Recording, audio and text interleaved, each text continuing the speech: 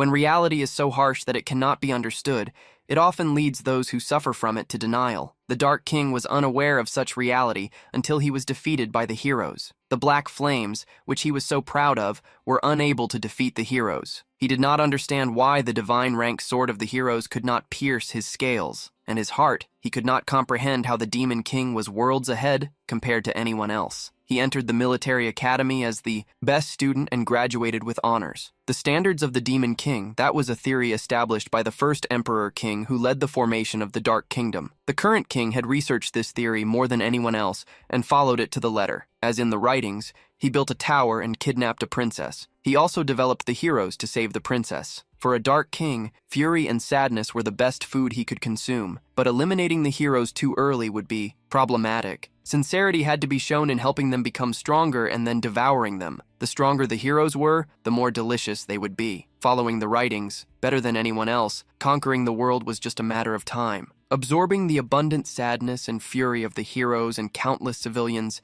he transformed into the strongest Dark King. Yet upon seeing himself defeated, he wondered why he had fallen in the end. While the Dark King kept wondering how that had happened, the hero looked at him with a sneer. "You Dark Kings always say the same thing." Holding the sword with a maniacal glare, he mocked, "You always bring this kind of situation upon yourselves. Why do you seem to not believe what is happening?" "I cannot understand." The Dark King frowned, huffing upon hearing the hero. The hero sneered, "Nonsense! You always kidnap the most famous princess, and they leave us clues to follow to come here," grabbing the Dark King by the hair. He laughed, "You are foolish. If I were you, I would have eliminated the king. That way, the kingdom would have been thrown into chaos." The Dark King did not believe that targeting the enemy king was the right choice. Instigating conflict among humans in pursuit of the throne would not redirect his fury toward him. It would not help him grow as the Dark King. It went against the teachings. Releasing the Dark King, the hero continued, "When we don't visit the tower, you always send a decent amount of monsters to train us. I couldn't be more grateful to you for that. For heroes,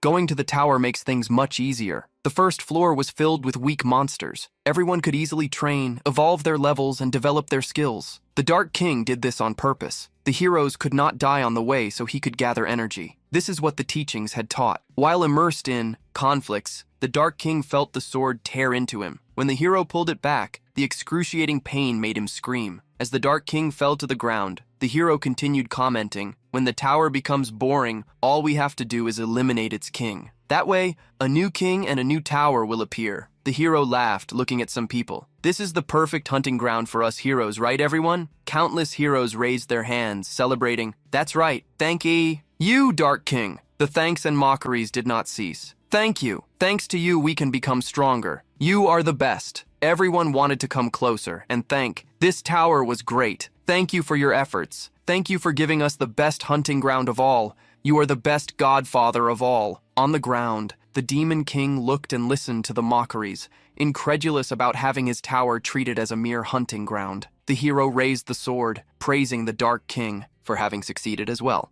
"Eliminating many heroes along the way was how I became even more famous. Now say goodbye." The Dark King, facing the end that was near, clenched his teeth in fury. He could not believe they dared to make a joke of him. Clenching his trembling hand from humiliation, he wondered, what the hell were the scriptures that led them to such an end? He did not want to perish, not in vain. A powerful energy surged from every orifice of the king as he shouted, "I am the Demon King!" Amid his final bravery, the sword descended and delivered him an end. The Dark King was silenced and his vision rolled on the ground for the last time, while the heroes who mocked him rolled down the stairs. The Dark King still managed to squeeze out a few last words. "Those who underestimated me, you will pay for this." The hero no longer paid attention to the king, only commanding that none of the other heroes touch him. "His horns are mine. Understand?" At that moment, the body of the Dark King emanated a glow of dark light. The remaining energy in the fallen body gathered in the enraged eyes of the Dark King, showcasing the hatred that persisted, even if I had to give up my last essence of life. The hero felt the impending danger. The crack in the Dark King's back overflowed with energy that shattered the very body and expanded rapidly. The hero tried to scream, warning everyone, "Run!" The explosion happened before anyone could move, engulfing the entire hall. Like flames of darkness, the energy consumed each one present in their final thoughts. The Dark King muttered to himself, "The teachings were wrong. If I had known that heroes underestimated the Dark Kings because of the teachings, I would have never followed them. The Dark King wished he could have another chance to tear the teachings apart and throw them to the orcs at the top of the king's tower. The flames that exploded formed a large ball of energy, and they disappeared completely. The world turned dark, and a voice arose to wake the Dark King from his stupor. Bergadeus suddenly opened his eyes, shock in his gaze. It was evident that he was in a completely different setting from the one he had seen a second ago. He was standing in the front row of an auditorium. Sweat dripped from Bergadeus's face as he wondered, "Am I alive?" A small being on stage waved to Berg, calling, "Come up here, quick!" Hearing his name, he ascended the stage, where various teachers were present. Bergadeus looked around, still finding it impossible to be in such a scenario. A man called him once again, drawing his attention. The man with pointed ears and long nails stared at Berg strangely. "Why is a brilliant mind like yours acting this way on your graduation day?" He saw the director place a red insignia on his chest, given to the students who graduated from the military academy, the symbol of a king. Berg managed to grasp what was happening. Surprise emerged in his completely incredulous gaze. He had understood that this was the graduation day of the military academy, something that had happened 15 years ago. Oberge did not know what was occurring, but he knew that this could be his new chance. He stood on the stage among dozens of other graduates. The director's voice echoed, "May all the students on this stage, who will soon become Dark Kings, recite their oaths." The small being who had called Berg to the stage handed him the honors of the speech. Before Berg, the commandments of the Dark Kings appeared, the more than 5 commandments he had followed in his past life, from building a tower, becoming the villain, and strengthening the heroes. Before Berg were such commandments that he had seen so many times that he had memorized them and did his best to follow them. To him now, this was the trash that made him a puppet of the heroes and led him to his end, with so many people waiting to hear him. He wondered if they really wanted him to recite such rules, swearing once more that he would follow them for the rest of his life. In front of everyone, fury took over Berg, his face contorted as he ground his teeth. The little professor who called Berg to the stage once again asked him to recite the teachings, but faced with the grinding of teeth, he refused. In front of everyone, doubt and confusion arose on the faces of the students. Before him, Berg roared with all his heart, "I cannot commit to something so unbelievably stupid. Following these standards is folly and foolishness. The standards of the Demon King are trash." Berg's words echoed throughout the auditorium. The shock of hearing such furious words left everyone dumbfounded. The teachers were so shocked that some of their glasses broke in astonishment. No one could help but be left with their mouths agape, and the collective gasp of surprise echoed even outside the castle of the academy. This was the moment when the brightest student of the Demon King's military academy ended up in last place. The Archduke of the Dark Kingdom, Arcane Blarim, slammed his hand on the table in fury, roaring at Berg, "You could be executed immediately for daring to insult the teachings of the Dark Kings, but considering your exemplary past conduct and extraordinary talents, we will give you one last chance." Berg had been captured, his wrists sealed, and he stood before a grand jury. The Archduke roared at Berg, commanding, "Withdraw your irresponsible statement immediately and apologize to the entire kingdom. If you refuse, your designated mission will be Aram." Everyone was shocked to hear the Archduke. Aram was the dimension where the Dark Kings were banished to be eliminated. Others, however, had no mercy. How could they give someone like him another chance? How dare he insult the teachings? The Archduke, after all the commotion in the audience, turned to Berg once more. "You must know very well. What Aram is? The worst domain where countless kings lost their lives." Berg was just interrupted. "Send me there. I will prove that the teachings of the Dark Kings are useless trash." A magic circle appeared beneath Berg as the Archduke could no longer bear to hear him. "From now on, your deployment location is Aram. You will not receive any privileges normally granted to a high-level king, and no one will accompany you until the occupation is completed. You are prohibited from returning to the kingdom." Berg crossed through the portal and dove from the sky head first. He had already expected something like this after causing so much commotion. Still, he was already heading to the place where the heroes who had eliminated him were in his previous life before his regression. Berg had personally chosen Aram. He thought that someone strong like him should conquer the most difficult world. Such arrogance had cost him his life. That was why many heroes looked down on the teachings of the Dark Kings. After shedding his restraints, Berg spread his wings and fell onto a frozen mountain. He was in the north of the continent, in the Ergest Mountains. In Berg's gaze lay the conviction of one who would not allow himself to be defeated a second time. This time I will be the one who will explore them. Ergest was precisely speaking of the teachings of the heroes, using a blade to shave his beard. And after that, wearing a shirt and a suit, Gordon Derrick had become the highest-ranking graduate of the Demon Academy. If the Academy trained kings, it also trained those who would follow them. According to the regulations of the Dark Kingdom, the highest-level servants served the best kings. The one who graduated second congratulated Gordon for ranking first, as he would serve Lord Berg. The one who graduated third, a half-fish man, cursed himself for not having worked even harder to get first place. Gordon smiled slightly, also praising his companions. The kings you will follow are also great people.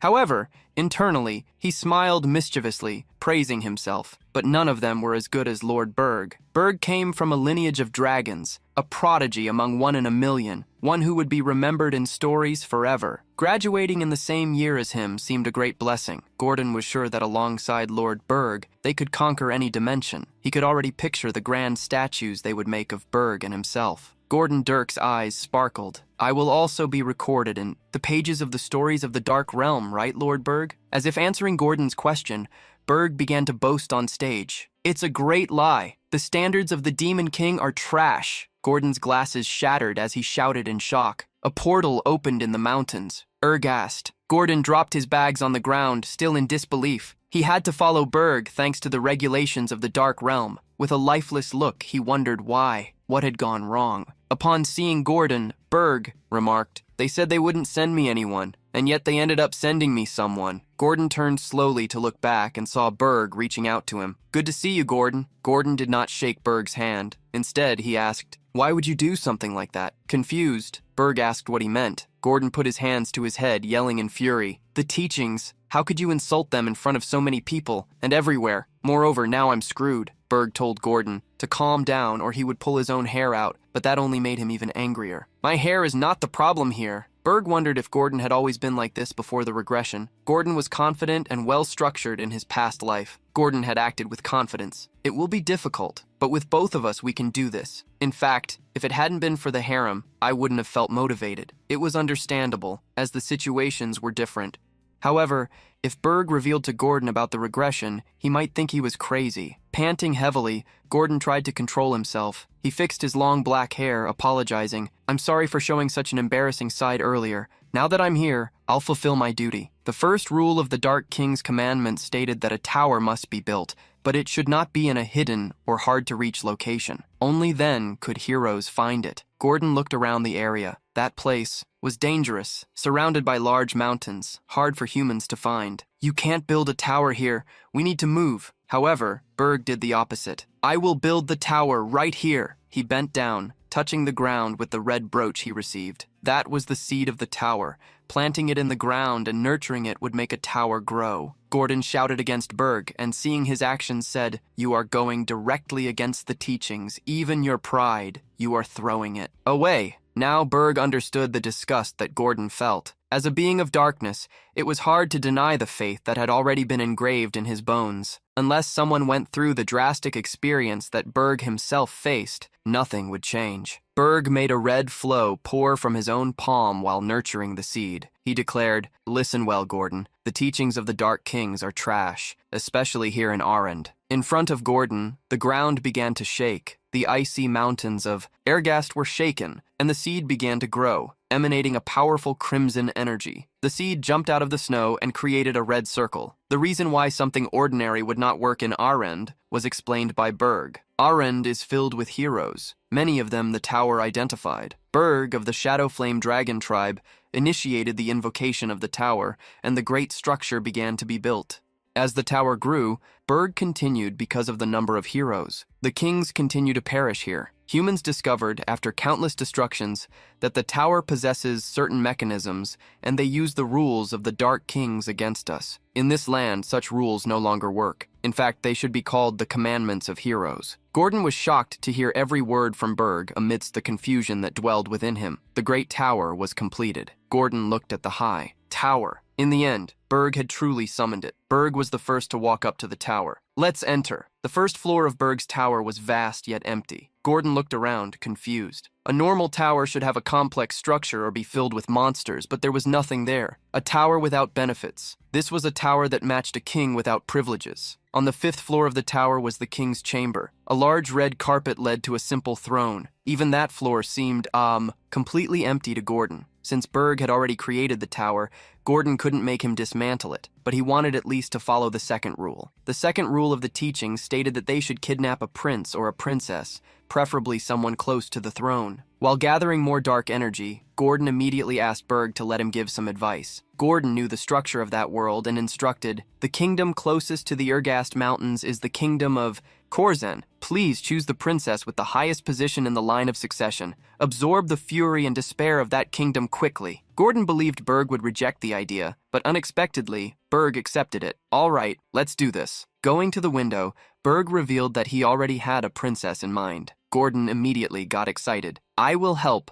Berg, however, ordered the tower to be guarded, for the residence of the Dark King could not be left empty. Gordon thanked the heavens. As expected from the best student of the Academy of Kings, Berg might simply be stressed due to graduation. This could still be salvaged. This would be the kickoff. Curious, Gordon asked whom Berg had chosen. Oberger rose to the window where he could have a good view. He flapped his wings, flying to the next kingdom, when he revealed, from the furthest land, from the tower, the southernmost nation on the continent, the kingdom of Hilderin. Fine curtains fluttered by the window of a tower, beating their wings. Berg approached the window where a young blonde, in night clothes, was admiring the moon. She was the one with the slightest presence, the 13th princess. Approaching the window, Berg announced his arrival. "I have come to take you, princess." It was upon hearing his lord that Gordon screamed in despair, "This goes against the teachings." The young princess, ready to sleep, looked out the window and asked the man with horns and wings, "Who exactly are you?" Berg replied seriously, "I am the Dark King who has come to take you." The princess was confused and asked, "To be sure, are you sure you can handle me?" The strange question made Berg believe she was joking with him. Proudly, he responded, "Of course I am a king." The princess unexpectedly extended her hands to him. "I will let you take me." The act was even stranger for Berg. "You are oddly calm. What are you planning?" The princess revealed shyly that she had always imagined that something like this could happen since she was born. As a princess, somberly,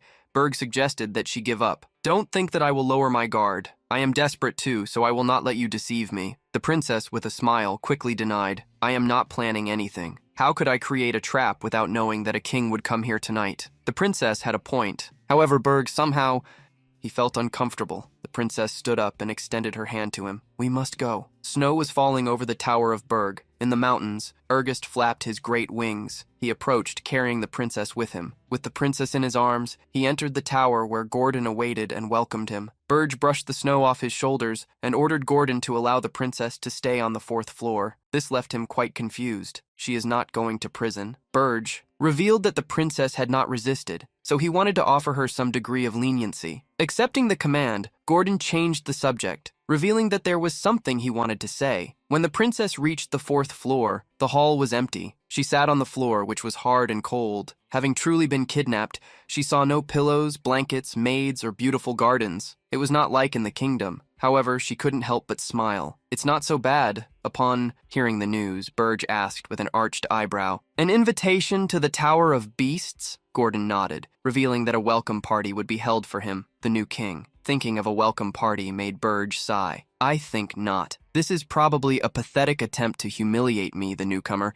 and to put pressure on me. The Dark Kings were fundamentally too proud to ally with anyone. However, the reinvention of an unprecedented factor made the kings go against their own pride and create, alliances." Berg had ignored this before, thinking they were weak-minded people, but this time he intended to at least exchange a few words with them. The Tower of Beasts was located within a forest. Axon, the demon king of beasts, a hungry wolf, presented himself with the arrival of Berg. He had already ruled that place for over 70 years. While eating a large piece of meat, Draxon looked Berg up and down. "You are the newcomer. I heard you mocked traditional methods, but you really have no sense of humor." Regretting going there, Berg maintained his pride. "You are trying to pick a fight. Mind your own business." The great wolf, several times larger than Berg, grinned with his sharp teeth and approached. "You know nothing. Archduke Arcane told me to watch you as soon as you arrived." Berg knew very well who the man I had sent there was. Are you talking about that old vampire? Draxon became curious. Upon hearing him, you dare to call the Archduke? So, you have some guts. Guts! Draxon threw down the large ham he was eating, dirtying it with great arrogance and contempt. He commanded, "Go! Lick it clean, and I will forgive your recklessness." In light of Draxon's words, Berg asked if the wolf knew why he was there. Draxon had heard some things. "I know, foolish one. It's because you mocked the orthodox means of the Dark Kings." With Draxon understanding this, it became easier for Berg to continue. "According to orthodox means, kings cannot attack each other. But who said I follow rules?" With a strong stomp on the ground, Berg unleashed his aura, pressing down everything around him. His dominating gaze fell upon Draxon, who shrank in fear. Such was the pressure crushing him. Hastily, Draxon changed the subject. "The Archduke sent me to check if you kidnapped a princess. If you do not do this within a month, you will lose your authority." Berg turned around,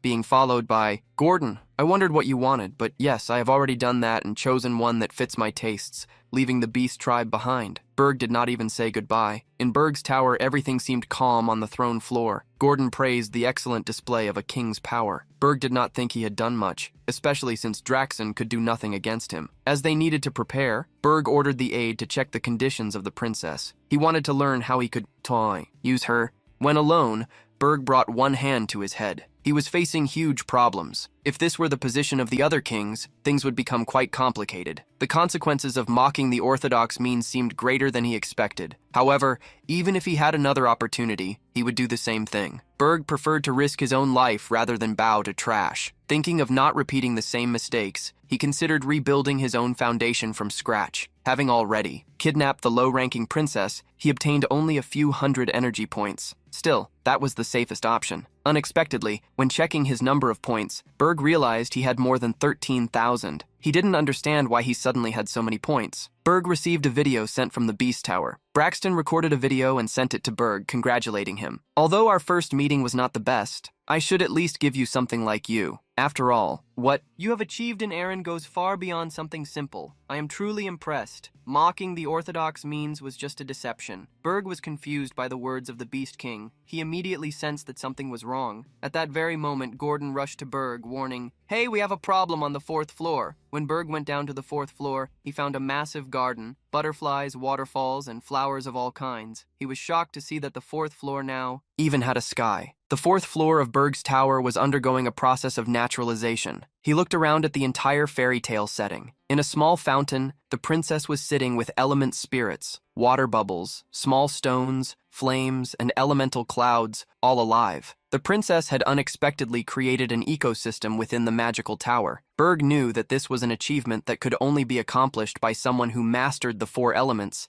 Believing that only a single spiritist on the entire continent was capable of something like this, he thought, "So you are not the 13th princess?" The princess proudly replied, "As expected, you mistook me for Helena." Realizing he had abducted the wrong princess, Berg was shocked. "You can't be serious!" The princess's smile shone as brightly as her long blonde hair. "That's right, my name is Hernan, Hilderan. I am the first princess of the kingdom of Hilderan." Meanwhile, in a white castle in the kingdom of Hilderan, news spread. The first princess had been abducted by a dark king. The king screamed in fury, "Who dared to touch my beloved princess? Hernan, gather the most powerful heroes and the entire military guard of the kingdom.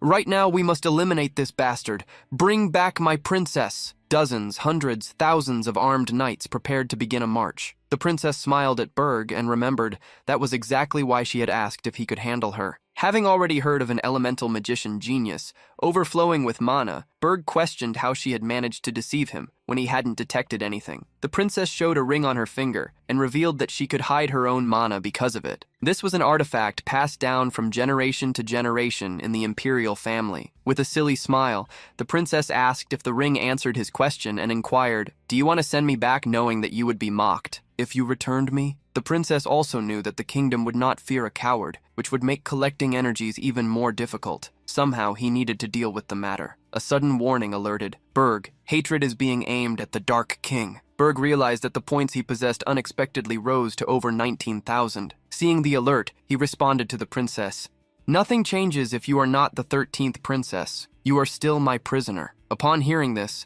The princess looked at him with curiosity. At the castle of the Hilderan kingdom, a meeting was taking place. The king was railing against numerous subordinates. "Eliminate that damn Dark King! Bring back the princess!" One of the subordinates lowered his head, feeling the immense pressure the king exerted. "Your Majesty, we do not know which king did this. We have sent patrols, so please—" "Wait!" The king, furious, was too enraged to wait. "Hurry up and find out soon. The princess has been taken and you are doing nothing." A counselor approached, asserting to the king that something was wrong. The king, furious, ordered him to speak his mind. The man calmly revealed that the Lust King had recently abducted a princess from another nation. With a look of disgust, the counselor continued. The Lust King directed much hatred toward himself and ended up being eliminated by the heroes. Despite this example, is it not strange that another king appears to abduct our princess? Everyone was surprised by the possibility raised by the counselor. The king furiously gripped the golden throne and agreed. There must be a new Dark King somewhere. Suddenly, a guard entered the palace. "My king, we found traces of teleportation magic. They are headed north. We assume they are in the Ergast Mountains." The king was shocked to hear the location. Meanwhile, the Burj Tower, in the Ergast Mountains, was experiencing snowstorms. Gordon approached, stating that the Hilderan army would arrive soon. "Don't you think they are too dangerous for you to handle?" Berg smiled slightly and reassured the assistant. "It's fine. The Hilderan kingdom will not be able to reach here at this time." A plan was being debated in the Hilderan kingdom, with a map on the table. A war counselor stated, "The Ergast Mountains are at the far north of the continent. The kingdom of Hilderan is in the far south. It is not possible for the nations between us and them to allow our army to move through their lands." Burge was aware of this fact and warned Gordon. "There is no way all the nations will let them move with their army. They will be forced to hire a guild of heroes." Instead, just as Berg thought, the king of Hilderan made a decision. "We have no choices. Contact the Guild of Heroes." The Guild of Heroes was located in a large block tower. A letter had been issued, and the news of the abduction of the Princess of Hilderan had already spread. The destination being Ergast, a place filled with difficult-to-handle monsters, caused everyone to reject the idea of accepting the mission. Some even mocked the king of Hilderan. This was something Burge had already anticipated. The Guild of Heroes would not intervene here. Those guys only care about money, and they would not want to go to such a dangerous place. That is why I built my base here. Gordon was quite surprised that Berg had even considered this. It made him believe that, even going against the rules, he seemed to have great knowledge when it came to heroes. For Gordon, it was as if Berg had lived there before. The king of Hilderan was furious with yet another piece of news. There was no hero that accepted the job. How can they call themselves heroes? He put his hands to his head. There were so many heroes in Arend, but they all only cared about profit. Berg knew it would take a good amount of time for a group to be formed, and it would also take time for those hired by Hilderan to arrive there. However, he would not receive enough energy to deal with an army of heroes, and he had already learned once the fear that was dealing with heroes. Making a decision, Burge told Gordon to hire Draxon. "I will sell dark energy. We will exchange it for human money." The assistant bowed slightly, obeying, but as soon as he realized what he had to do, he broke another pair of glasses, while shouting, "What? Sell energy?" Gordon brought his hands to his head. The energy of darkness, the currency of dreams, allowed transcending the limit of the species and unlocking functions in the tower, as well as obtaining new monsters. "Do you really want to trade energy for human money?" Berg confirmed the idea. "I know Draxon will pay a high amount. I will not be able to stop the heroes with the amount of energy I have, but with human money, there is something I can do." Near the Ergast Mountains was the fortress city of Holtenwerk. A person in a coat had just arrived at the fortress. Two guards on duty saw the mysterious figure. "Who goes there?" The hooded person quickly warned that they were a mercenary, but they did not believe that a mercenary would go alone to the Ergast Mountains. The hooded man dropped a gold coin for the guards,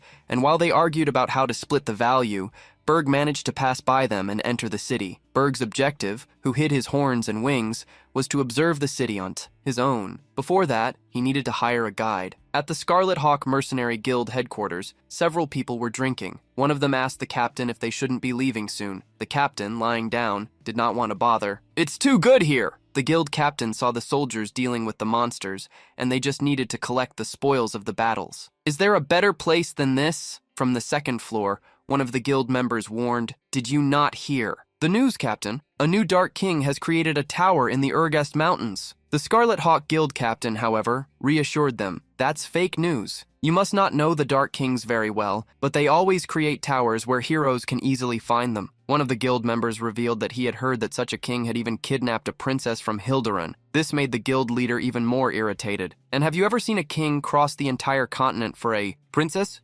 Laughing, another member of the Scarlet Hawk Guild revealed he had heard that the Heroes Guild had rejected the job after hearing the indicated location. The guild leader climbed onto the table, mocking. What is it? A princess? Just a precious heiress? They are just pretending to extract as much money as possible. The guild leader opened his mouth laughing, showing his gold tooth. You must know how crazy those guys are for money. Suddenly, a shadow appeared behind him. Oh, I see. So that's it! The leader of the Scarlet Rock Guild jumped forward, startled, falling to the ground. Who are you? Berg did not respond, just smiled. You seem well informed. Perfect to be my guides. He then ordered, leave just one behind. The rest of you, get lost. Furious at the proud and mocking words, the entire Scarlet Rock Guild attacked. Quick punches were thrown by Berg, hitting each of the enemies rapidly. He moved through a group of guild members, throwing them into the air. A big guy with a heavy hammer jumped towards Berg. The enormous hammer fell on Berg, making the whole base tremble. The protagonist, however, held the big hammer with one hand. He smiled sharply as he stopped the attack. The one who attacked him, on the contrary, was filled with a strange fear. The guild members on the second floor grabbed their crossbows,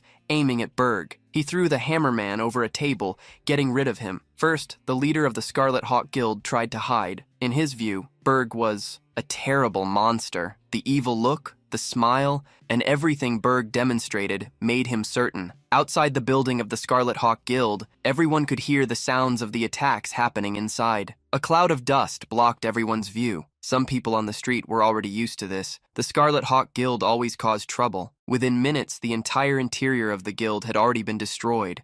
The members were scattered on the floor, unconscious. The guild leader was trying to crawl away from Bergia with a gloomy look. The protagonist approached, scaring him even more, although he said otherwise. Do not be afraid. I will spare you if you answer a few questions. The guild leader, Scarlet Hawk, knelt down and lowered his head. Yes, sir, please spare me. However, Berg simply asked, where is the prisoner's market? A large, luxurious residence was hidden among tall trees. Berg entered the property, following another man. All around, there were cages with humans trapped inside them. Seeing Berg's dissatisfaction, the guild leader, Scarlet Hawk, asked if those were not to his liking, throwing a sack of money to the man. Berg demanded the rarest ones. The guild leader's eyes, Scarlet Hawk, sparkled. Yes, please follow me. Berg could not help but wonder how the man could show such a happy and greedy look after seeing his subordinates get beaten. The human desire for money and the demon's desire for dark energy were basically the same. Berg followed the man until they descended to an underground area. The man pointed out the path they should follow. Earlier, Gordon had asked what Berg would spend money on. His goal was to obtain species from other worlds that humans captured. For Berg, the best choice would be an elf, known for being honorable. The goal of obtaining an elf was to use him as a spy to create chaos among the heroes in the castle of Hilderan. An unexpected visitor knelt before the king. The hero Rylan Cargill is here. The king was extremely happy to see him. Oh, hero! I trusted that you would volunteer for this job. The hero, dressed in silver and gold armor, knelt down. Of course I will rescue the princess and bring proof that the Dark King has been defeated in the name of justice. The prisoner trader approached. Asking Berg what he was looking for, the protagonist asserted that he wanted the elf and pointed to the leader of the Scarlet Hawk Guild. This guy will pay. The guild leader was shocked, but against Berg's scary aura, he chose to use part of the money he had received, stating that he wanted to confirm something. Berg ordered them to leave the room. The merchant tried to warn that the elf might go insane, but he calmed him down. If something happens, that guy over there will pay for it. Berg was left alone with the elf, and the cage door was opened. Extending his hand, he used magic to remove the mask from the elf's face. Dissatisfied that a noble elf had been reduced to someone so miserable, the elf, upon seeing the energy that Berg possessed, questioned, "Are you a being of darkness? What business could you possibly have with an elf?" Berg entered the cage and got straight to the point. "I chose to give you a chance for you to take revenge on humans." The offer was tempting, yet he didn't think he could trust demons as much as humans. Berg declared he was different. "If you remain loyal to me for exactly 50 years, I will guarantee you safety and freedom." 50 years was not a long time for elves, so Berg believed that being by his side would be much better than being humiliated by humans. The elf, however, was against the idea. "You are a being of darkness. Your kind is trying to destroy the world tree, which we, elves, serve, just like this world, that the tree sustains.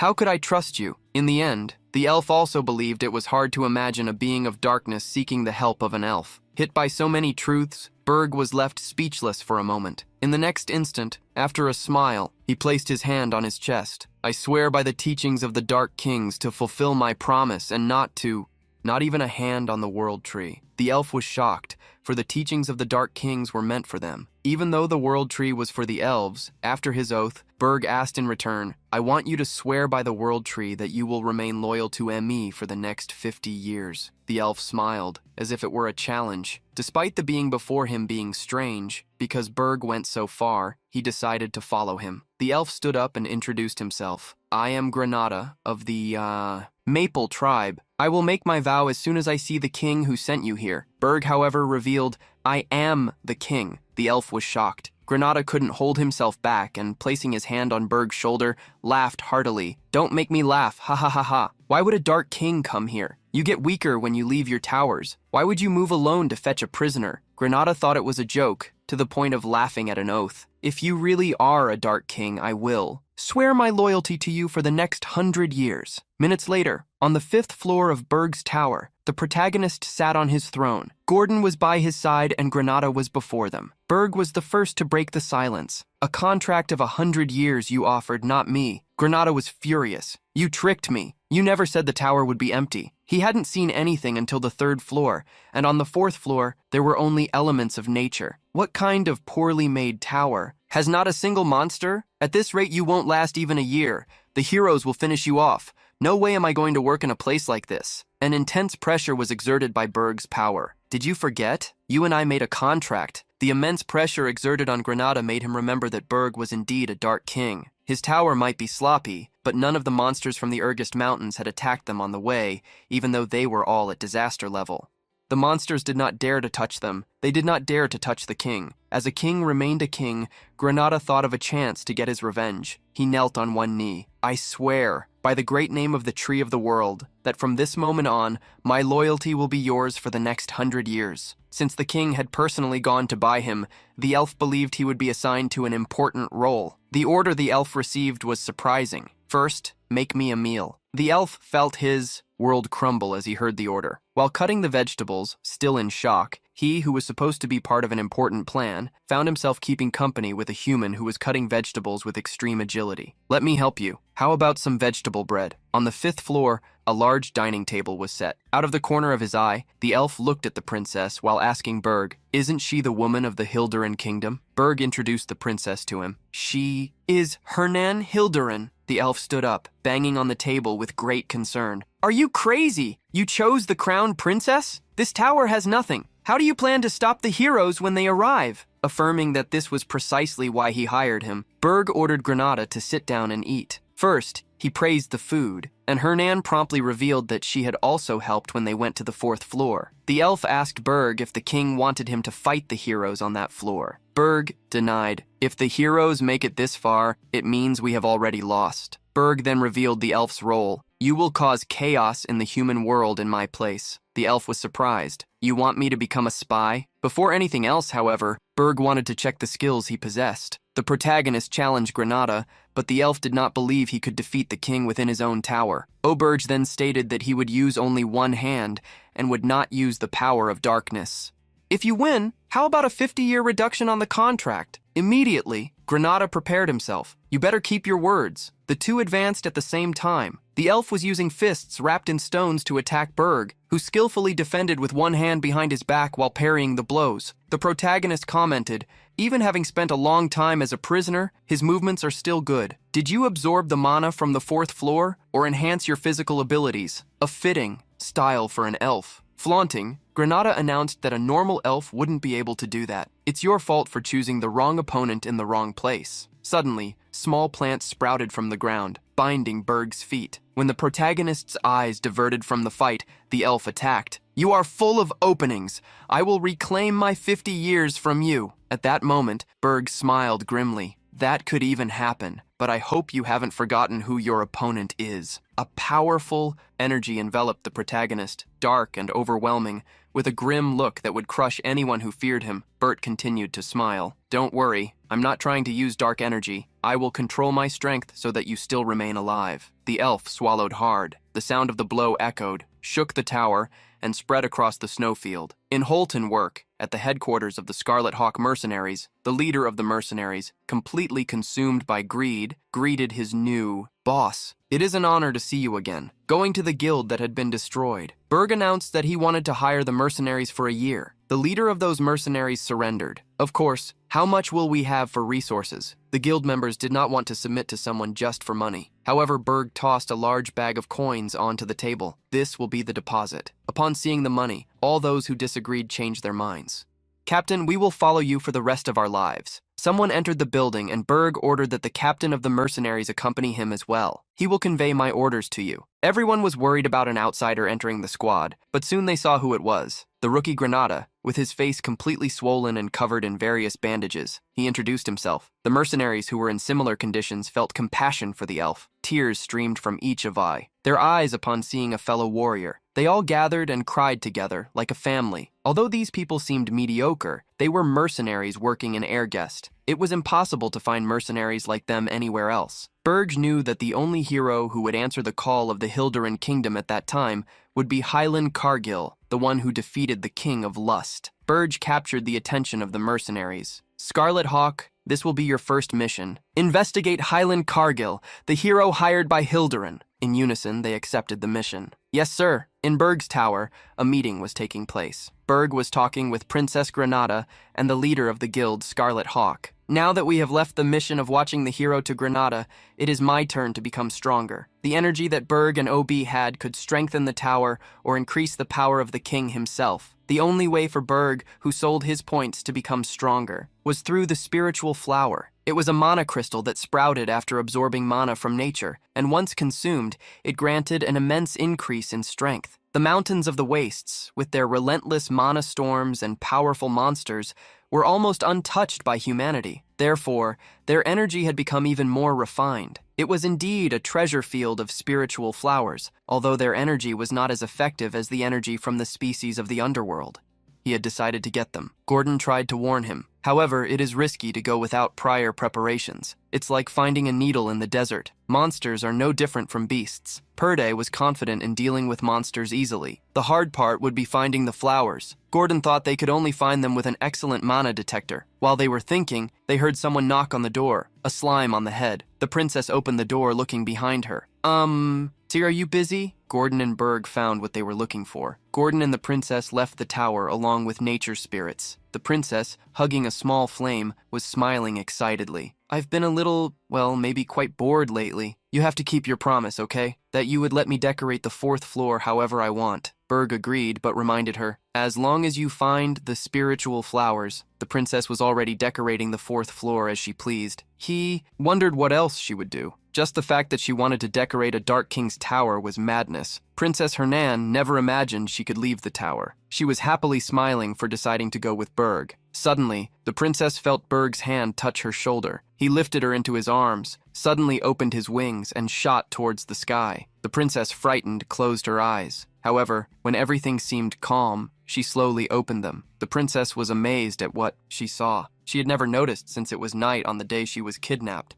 but the world looked extremely vast. The mountains stretched to the horizon, and the orange sun over the white snow made everything even more mysterious. The days repeated. Magical training, domain study, training, study, and repetition. She had thought she would do this for the rest of her life, with joy. Hernan commented, "King Berg, did you know?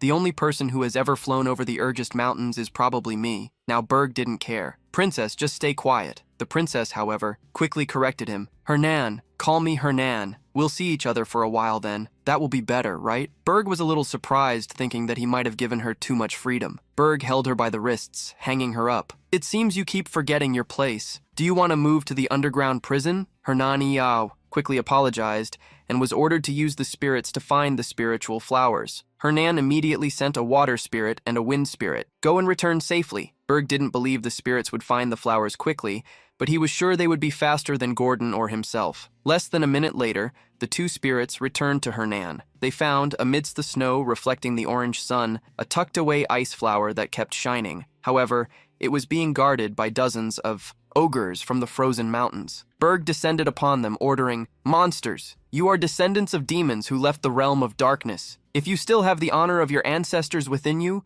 obey your king's order. Do not touch the spiritual flower and leave this place." However, the orcs only grew furious. They did not want to hear Berg's words. They would not accept them. "We don't like you." Berg smiled with gritted teeth, anger consuming him. "Ha ha ha! Gordon was right. To expect beasts to think is foolishness." Coming down from the sky, Berg conjured 2 dark flames in his hands. "I should just turn them into ashes." The orcs furiously charged at the challenge. "Protect what is ours." Berg extended his hand towards them, and a breath of dark flames engulfed all the orcs like a dragon descending upon the mortal world. The heat of the flames eliminated everything in its path, leaving no trace.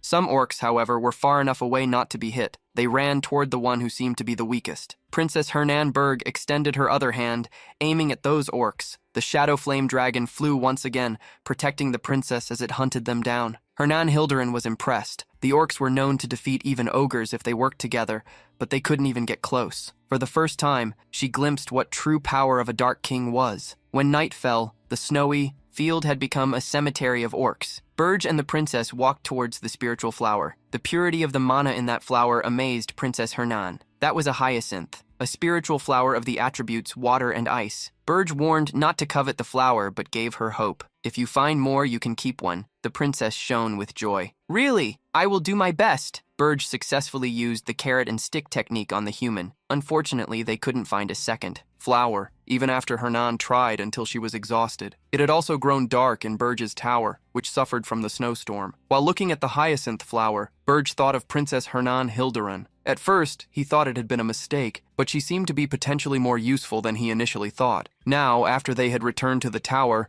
Hernan slept among the spirits of the elements, covered by Berg's cozy cloak, while they gathered. Gordon informed Berg that he had received a contact from Granada. Gordon revealed that, including the hero Helan Cargill, 32 heroes had set out from the capital of Hilderin. They are not coming to Ergest. They will follow the classic hero's path, which is to form a group and evolve by completing the villagers' quests. Thus, they will become stronger along their journey. Gordon brought up numerous information windows about the plans for the hero's journey he had prepared. Please read slowly, as if throwing the plans into a virtual trash can. Berg dismissed all of them with a villainous smile. Berg revealed, "This time, we will not send any monsters or interrupt the hero's journey. Half-hearted interruptions would only make the heroes stronger." Berg ordered Gordon to deliver a message to Granada. Join the hero's journey with the mercenaries, assist them, and build their trust. Gordon felt anxious, as Berg was not adhering to the teachings. "Once again, we will not stop the heroes from reaching our tower," Berg reassured him. "I will ensure that we reinforce our tower with a dwarf." Gordon lost his temper upon hearing his king. "What now? You want a dwarf here, along with the human and the high elf. If anyone saw that diminutive species in our tower, we would be a laughingstock." Berg simply unleashed his power, slightly intimidating Gordon into silence. Confident, Berg reassured him, "I'm not saying we will stop the heroes just with a dwarf. To be more precise, we need magical dwarf tools. Think about that for a second." Berg reminded Gordon how the heroes had gotten used to the patterns of the Demon Kings. They would open the door to the first floor, expecting some weak monsters, but what would happen if they encountered cannons welcoming them instead? Gordon was taken aback by such a thought, as heroes would never be prepared for. Cannons on the first floor. He quickly shook his head negatively, as this was very different from the teachings. Before he could advise Berg to change his mind, he saw the king disappear. Gordon almost tore his own hair out as he screamed in despair in Wolfner, the underground city of the dwarves, where houses were stacked on top of each other on the slopes. A dwarf hammered in front of the hot fire, lifting his glasses. The best blacksmith of the dwarves, Loger Friedrich, observed the item he was forging. He did not know, however, that he would be the next to be abducted by the Dark King. Some dwarf guards were guarding the gates of Wolfner. Berg arrived in the city. He had heard of it before, but it was the first time he was visiting. First, Berg went to the Midnight Inn. Placing coins on the table, he declared, "I am here to commission a weapon, but I do not know where to go. Where is the most promising blacksmith in the city?" The dwarf innkeeper took the coins and smiled at a human. "You know how to talk business." Berg revealed he had heard that dwarves loved money, and the dwarf did not mind denying it. Berg followed the dwarf's instructions. "Go to the city center. You will see a large hole. If you enter the elevator, they will check your identification and take you to the desired floor. It is a two-step security method that identifies intruders." Berg skipped the last step. He jumped over the safety rails, falling into the hole that seemed endless until he reached the last floor. He headed towards the last room on the last floor. Upon opening the doors, he found the best blacksmith in the city. A gigantic metal furnace heated the steel to an unimaginable temperature. For the blacksmith, hammering it seemed like a dance. There was Loger Frederick, whom Berg sought to find. The dwarf, with a large beard split in half, was focused only on his forge and did not notice Berg's arrival. His display of metallurgy made it seem as if the mana was dancing. This made Berg wonder, is he the best blacksmith? Berg slowly extended his hand, thinking about abducting the dwarf. Loger struck the hot iron once more, and his steel hammer sent great flames exploding toward Berg. Sensing the slightest amount of dark energy, Berg wondered what he could be. Loger moved quickly before Berg could perceive. Swinging the hammer, he lifted it to strike. Berg extended his hand, catching the hammer as the flames erupted again. The hammer cracked and Berg faced the dwarf. "You are a hero?" Loger shouted with emotion. "Yes, I am a hero. I am Loger Friedrich, the blacksmith who holds the power of heroes. How dare you enter the land of the dwarves, creature of darkness? You will not leave the city alive." Berg maliciously smiled upon hearing the dwarf mocking. "You talk a lot, but you are too weak." He then corrected him. "I am not a mere demon, but a king." Berg grimly seized Loger, lifting him and causing the dwarf to lose his breath. The hammer that Loger held fell to the ground. The noise inside the forge alerted the guards who came in to check what was happening. However, they found a completely empty forge. The guards went on high alert. "Loger has disappeared. There's an intruder. An intruder has taken Loger. Block all exits." Berg, however, was already far from the hole where he had found Loger. The dwarf was with him. Oberge pressed Loger and warned him, "I will eliminate you instantly if you make a sound." Loger gritted his teeth. "Why is a dark king here? Don't tell me you're here for our princess." Berg denied the accusation, but Loger did not believe him. Changing the subject, Berg revealed he had heard that dwarf blacksmiths dug their own underground passages for emergencies. Loger believed Berg was there for the princess. The reason he had lived a peaceful life was precisely because he was afraid of fighting. Tears began to well up as he wondered what would happen to him. Since Loger did not seem willing to talk easily, Berg made a proposal. "I will kidnap the princess and let you go." Upon hearing this, Loger recalled the rumors that a greedy hero had sold the princess in exchange for his own life. Berg warned him, "If the rumors spread, what will other dwarves think of you?" Loger cursed Berg with all his strength. Everyone already knew how weak he was. If rumors like that spread, everyone would believe him, and he would be thrown into prison for the rest of his life, revealing what would happen to Loger. Berg asked if the blacksmith would go with him. Berg even whispered in the dwarf's ear, "If you help me, I will ensure your safety. I swear by the commandments of the Dark King."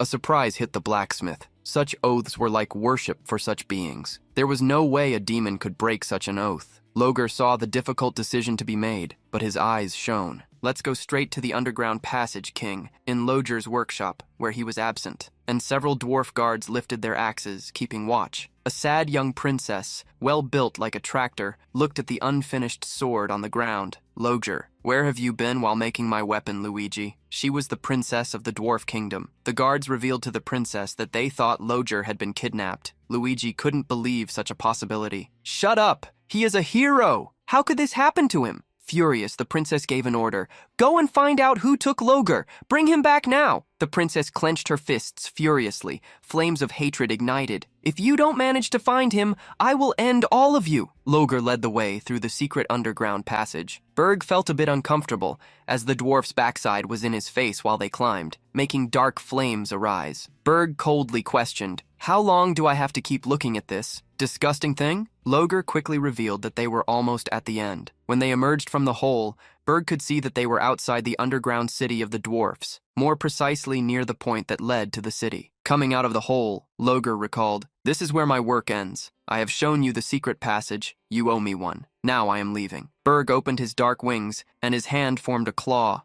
Gloomy, and her power of darkness overflowed. "Hey, what kind of nonsense are you saying?" The dwarf was frightened by such a terrible sight and crawled back. "You swore by the commandments. You said you would ensure my safety if I helped you." Berg smiled wickedly, mockingly the commandments. "Are you still talking about that junk? I don't care about that at all." Loger cried out, asking what kind of dark king that was. Berg walked toward the dwarf, considering what he should do. The dwarf looked at his claws, regretting not having handed over the princess. The dwarf threw himself on the ground, pleading, "I can be useful. No one can compare to me in metallurgy. I can create any weapon you desire." Berg asked, curious, Are you a hero, and yet you are willing to work for me? The dwarf was willing to do anything to survive. What's there to suspect? Use me for your convenience. I will even be your spy if you want. It was Loger's priority. Since the dwarf was so willing, Berg concluded, "You have my mercy." The dwarf praised in gratitude. "Hooray! Long live the great king!" However, internally, the dwarf cursed. "Do you really think I will obey? Be a spy? The moment I escape, you're screwed." Loger swore that the Dark King would regret it for the rest of his life. Minutes later,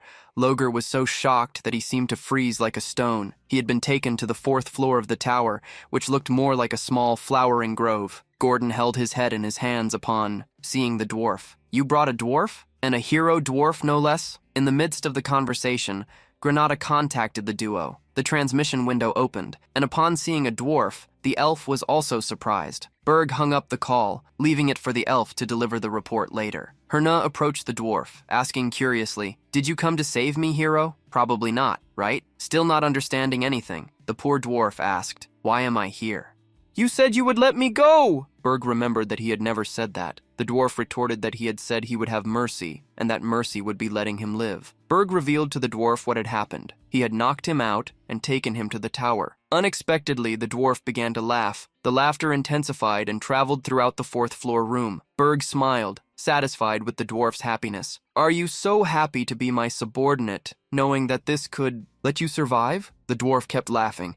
"Yes, of course, I am very happy." To the insane dwarf, Berg gave his first mission. Install a large number of cannons on the 1st floor to destroy the heroes. In a large mansion, the station for preparing for the heroes' journey to Ergest was located. The elf, hired by Berg after the investigation, contacted the Dark King. Rumors were surfacing around the hero's journey at this time. Apparently, a new Dark King who could use black flames had emerged. Therefore, they were using fire-resistant equipment. Granada revealed that there were also rumors circulating that the new king was not sending beasts to attack them because he was afraid. The Hurge could perceive that the heroes had not yet lost their will to fight, but they would not be able to gain anything from the hero's journey, whether honor from battle or wealth. In the end, they would lose interest, and the heroes would fail to grow. It is a race against time. No problem. Continue to monitor them. After the contact, Granada hung up. The elf could see that Berg was weakening the heroes by not sending monsters. This king seemed quite intelligent when it came to understanding human nature. This made him wonder if there had ever been a king like him. After a moment of reflection,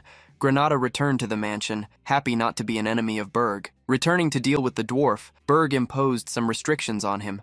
"You cannot use mana stones. I don't care how you remodel the 1st floor, as long as you meet that requirement." Loger tried to explain that a trap without mana stones wouldn't work against heroes, but Berg left the task of figuring out how to deal with it to him. Berg explained the reason for such a restriction. Heroes receive love from this dimension. Their ability to sense energy is exceptional. If you create traps using mana stones, they will discover them before the traps can be activated. As the dwarf continued to question, Berg showed him the menacing dark flames. "I am sure I brought the best blacksmith with me. If I made a mistake, then I have no choice but to exchange my blacksmith for another." The dwarf, frightened, quickly changed his mind. Despite his fear, he forcefully remembered something. "I invented a magic tool that can hide the traces of mana. It takes 3 years to create, but I have one in my workshop right now." Berg knew that was just an excuse to escape and intensified the dark flames, threatening the dwarf. Loger swore to be speaking the truth, and that made Berg trust him. However, something appeared around the dwarf's neck, a magic tool that could separate the body from what was above the shoulders. Berg smiled maliciously, revealing the power to activate the mechanism with a mere wave of his hand. At the same time,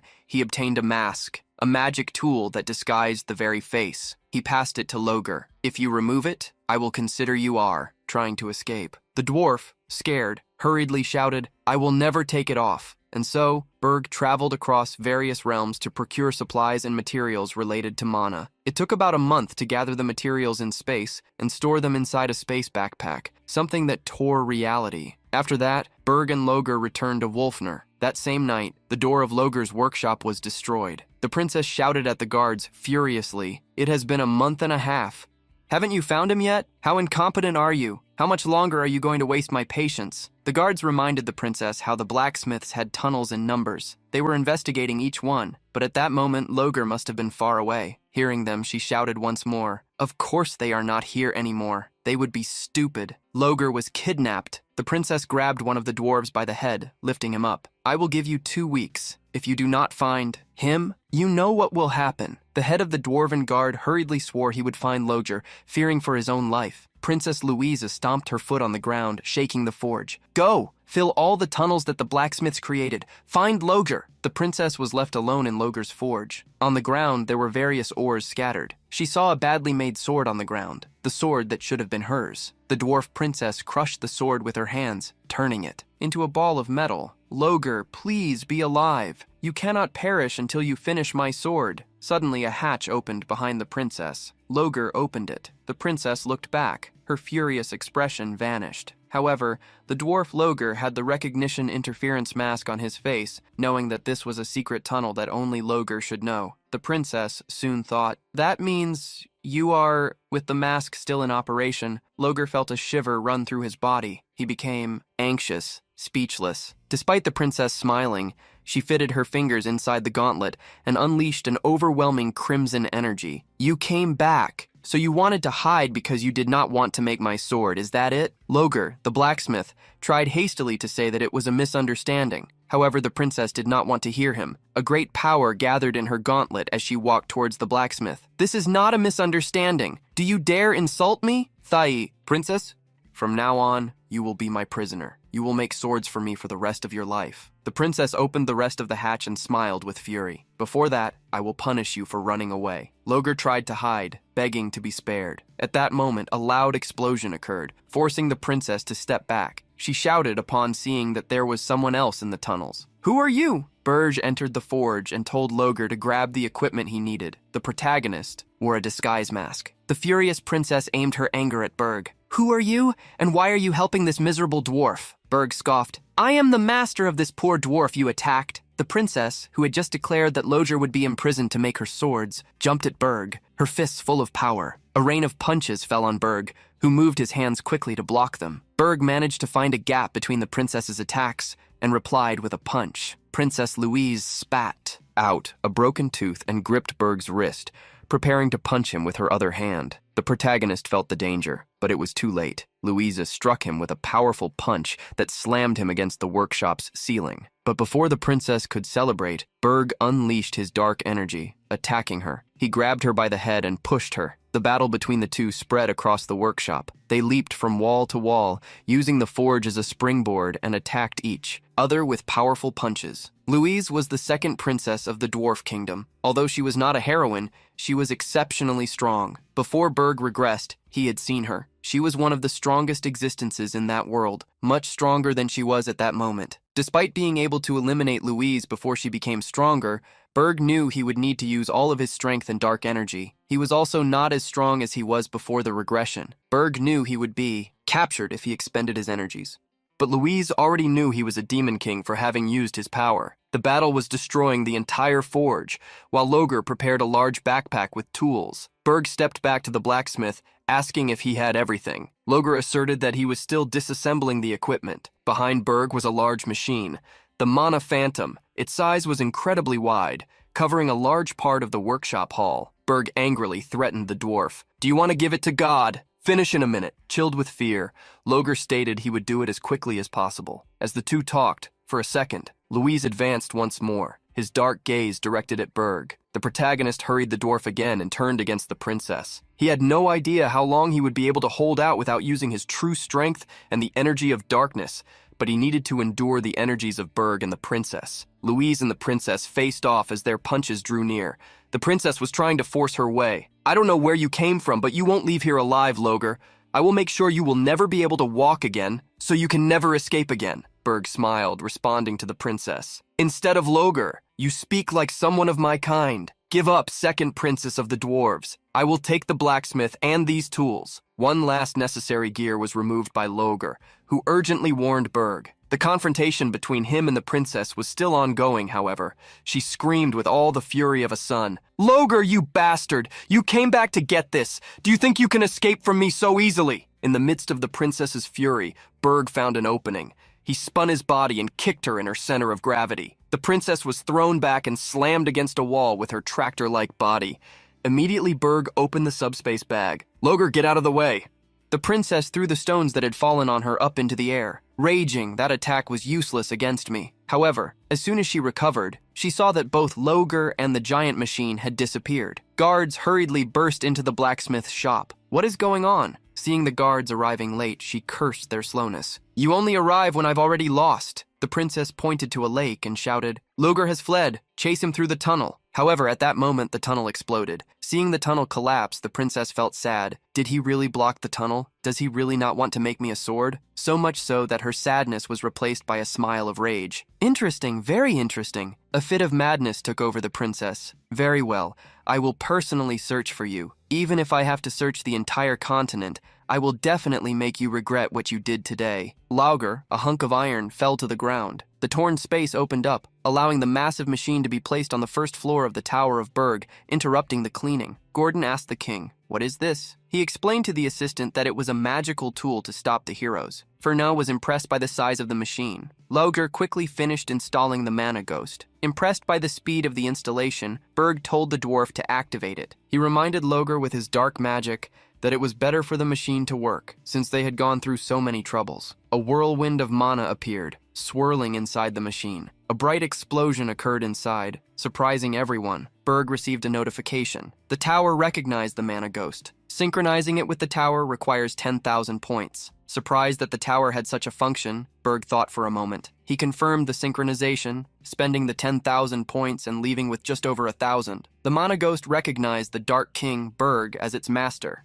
The power source of the mana ghost was converted to dark energy before Berg could ask anything. Loger's eyes shimmered. I didn't do this. I never imagined that merging with a tower would be possible, and the energy source changed from mana to demonic energy. This is the discovery of the century. The Demon King went to the doorway of the floor, and Berg told the princess to use any magic. The princess raised her hands, cheerfully conjuring elemental spells, causing Gordon to despair for having just cleaned the tower. As the whirlwind of spells, fire, water, earth, and air swirled, Berg left the tower. Normally, such magic should be detectable from the outside, but upon leaving the tower, he felt nothing coming from inside it. Berg's gaze revealed his surprise. He did not sense a single presence. Such was the efficiency of the tower's synchronization with the mana ghost. Thinking of how he could manipulate the tower, Verde extended his hand, using a light power over it. Immediately, before his hands, the tower completely vanished. By using dark magic once more, the tower reappeared. Discovering that he could hide the tower as he wished left him even more shocked. He needed to spend energy points. However, using such a function now might be difficult, but Berg was excited to be able to use it in the future. Loger was so excited that he even forgot he had been kidnapped. Just a little bit. Just a little bit. Dark King, may I please examine the device in the tower? Loger embraced the mana ghost. I have never heard anything like this in history, past or present. Please allow me to examine this historical discovery. Berg granted permission to Loger, allowing him to do as he pleased, as long as he completed the trap for the heroes on the first floor. Loger was filled with rage. I will surely sweep these clever heroes far away. While letting the dwarf celebrate, Berg joined Hernan. Princess, I also have a proposal for you. In front of the heroes when they reached the fourth floor, Hernan felt worried and curious, reminding Berg that she was a princess. However, he reminded her, you are also a spiritual genius who does not want to return to the royal palace. It might be unreasonable to assign her such a role. She was an innocent princess who did not know how the world worked, and betraying her own kind could be difficult. Unlike what Berg imagined, the princess was already wondering which element she would use to fight. The protagonist explained that she only needed to displeasure the heroes. Just reveal to them that you are an enemy. If all goes well, I will grant you what you want. Once again, the princess meekly agreed, but requested a condition. Present me as a subordinate of the Dark King, not as a princess. Despite being confused, Berg accepted. The princess celebrated and asked eagerly, how should I fight? Should I use my gaze to seduce them? I am confident in that. The protagonist left the ideas to her. Returning to the fifth floor, Berg checked some information. With that, the preparations were more or less complete. They would reduce the number of heroes with mass mana cannons on the first floor, and meanwhile, on the fourth floor, they would eliminate them using the princess as bait. However, this was far from sufficient. He could only eliminate half of the heroes, who numbered around 200. With the root flower in hand, he wondered if he really needed to become stronger to win. Spirit flowers contaminated by demonic energy were especially effective against demons. It was necessary to gather more of them. Thus, Berg announced to the princess that they would be leaving. The duo searched using the spirits of the elements, but found nothing once again. As it was the third attempt, Berg believed they would have better luck and blamed the useless spirits that attacked them without causing harm out of irritation. The princess sighed, upset for finding nothing. While the two were conversing peacefully, a being with large claws appeared. An orc with a large beard, hair, and braids approached gloomily upon seeing him. Berg extended a hand, creating red flames to eliminate him. Then, the orc suddenly knelt down. I, Krutu, the chief of the Frost Blue tribe, greet the voice of King of Darkness. Please accept our tribe as your people. Numbers of Bai. Orcs appeared after the first and shouted in unison, "Accept us as your people." Curious, Berg asked why he made that request. Still kneeling, Krutu revealed the reason. Our ancestors are demons who betrayed the Dark Kingdom. Since we carry this original sin, please grant us the honor of serving you. King Berg ordered him to stop the nonsense. You just want to become stronger as a race. After all,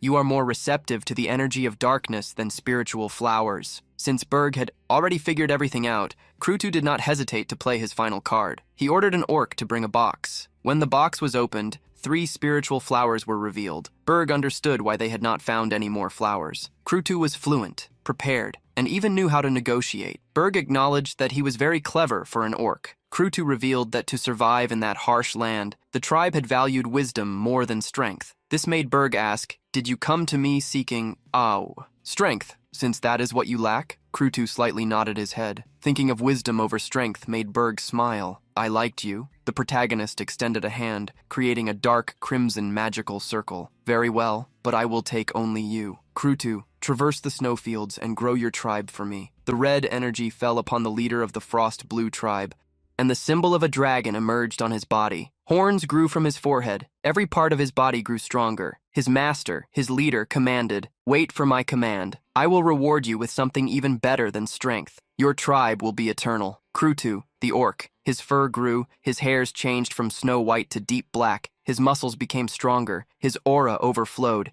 energy coursed through his veins, and around him he had become part of the race of the Dark King. Two knelt down, immensely grateful. "Thank you, I will devote my loyalty to you, King." All the other orcs bowed, just like their leader. "We will devote our loyalty to you." The Tower of Berg in the Ergist Mountains was fully fortified. Outside, the legion of orcs stood watch. On the first floor of the tower, Loger had built more than 60 mana cannons. On the 4th floor, Hernan Hilderin was preparing with his elemental spirits. On the 5th floor, Bert had all the pieces in their proper places. He challenged, "Come, heroes, I will return the humiliation you made me suffer in my last life, leaving behind a snow-covered forest." Helan, leading the way, smiled. "We have finally arrived." Granada, the elven spy, waved, agreeing. Ahead of them were the Ergist Mountains, ready to be explored by the heroes. At the preparation station for the heroes' journey in Holton Walk, a new mansion was prepared. In a grand banquet hall, there was a main table with the primary heroes and other tables with the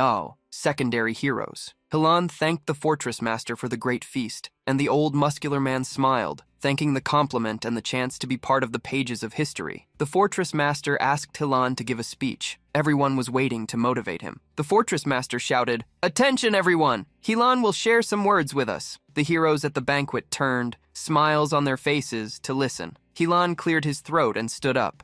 "Comrades, heroes, noble knights, wizards, mercenaries, merchants, and others, the long-awaited journey of the hero has finally reached its final stretch. For everyone, at the feast where they indulged in meats and wines," he continued, "the Dark King may have been frightened by the march of the heroes who answered the call for justice, which perhaps explains why he did not send a single monster. But we will not lower our guard. We have finally completed our preparations. After all this time," Hilan raised his own cup, "tomorrow is the day. Let us make that foolish Dark King pay for daring to kidnap the princess. Hernando, Kingdom of Hilderan." Hilan bravely encouraged them to shout with him, "Who are we? Who is the master of this world? Let us make them remember this once again." For justice, the heroes raised their fists, joining Hilan in the grand toast. The elf watched the heroes celebrate. As Berg had predicted, their numbers did not increase, though they also did not decrease. Hilan's popularity managed to carry the journey of the hero far enough. He had gained the support of a merchant group and calmed the nerves of the mercenaries who had attempted to desert last time. Granada saw the tower. It was completely empty. He was worried that it might collapse, which made him wonder if he should betray the heroes immediately and attack them. Surprise took over Granada, as he remembered that success in subjugation was actually good for him, as it would set him free. While Granada thought about getting some fresh air and reporting everything that had happened to Berg, Helan casually watched him as he went to an outdoor area of the mansion. Granada informed Berg to let him know they had arrived in Holton and that they would ascend the mountain the next day. Berger warned him not to contact him again. After leaving Holton, he recalled that there were a few things you needed to keep an eye on. With a slight smile, Berger recommended, "Watch the snow when you climb the mountain. Do not lower your guard at night. Finally, when the tower opens, step back." Granada asked worriedly what Berg meant, but the contact was cut off. At that moment, Hylan appeared behind the elf, startling him. "What are you doing here?" Hastily. The elf replied that he was just getting some fresh air and asked, concerned, if something was wrong. Helan offered Granada a drink, fruit wine, something that elves usually liked. Helan stood beside Granada and commented that he seemed to have something on his mind. "Are you nervous too?" The elf nodded. Helan, on the other hand,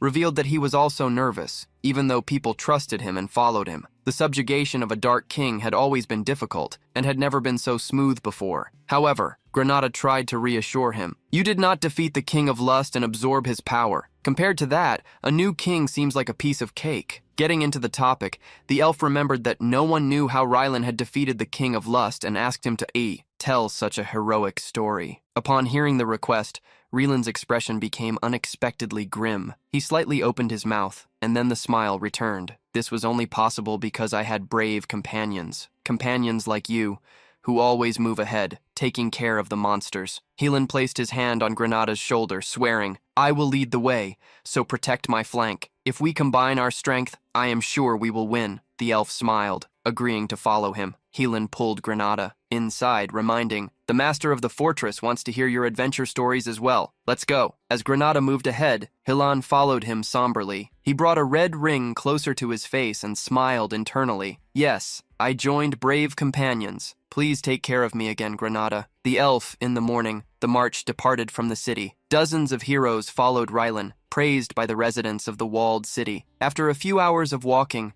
the group reached a ravine in the mountains. One of the heroines mentioned to a friend that she was worried because they were coming to the steep mountains, but it didn't seem special at all. The companion agreed that it was snowing heavily and the sky was clear. The heroine believed that they would reach the tower without any problems. It seemed like the Lady of Victory was on their side. A warrior carrying a club commented at the back of the group that they said disaster-class monsters were everywhere. Were they hibernating? Helan, another hero there, believed the monsters had hidden themselves. At that moment, something fell on this hero's head. He put his hand to his head, feeling a slimy substance. Looking up, he saw countless monsters that looked like ice corpses, ghouls, after ghouls, in the ravine. The size of the ghouls frightened the heroes, who moved closer to each other. Helan was leading them, all the units in battle formation. The giant ghouls descended the ravine while Helan tried to control the situation. "Don't panic and protect your companions. The ravine is long. Knights, cover the mages and fall back." A giant of ice appeared in the way of the ravine, blocking the passage. Upon being warned of the giant monster, Helan immediately ordered a retreat. The skeletal ice giant entered the ravine, scaring everyone. Helan stepped forward, announcing that he would deal with it, and requested, "Wharton, get everyone out of the ravine." Wharton was surprised that Helan went alone, but the hero was confident. He jumped as high as the giant itself. The skeletal monster locked its gaze on him,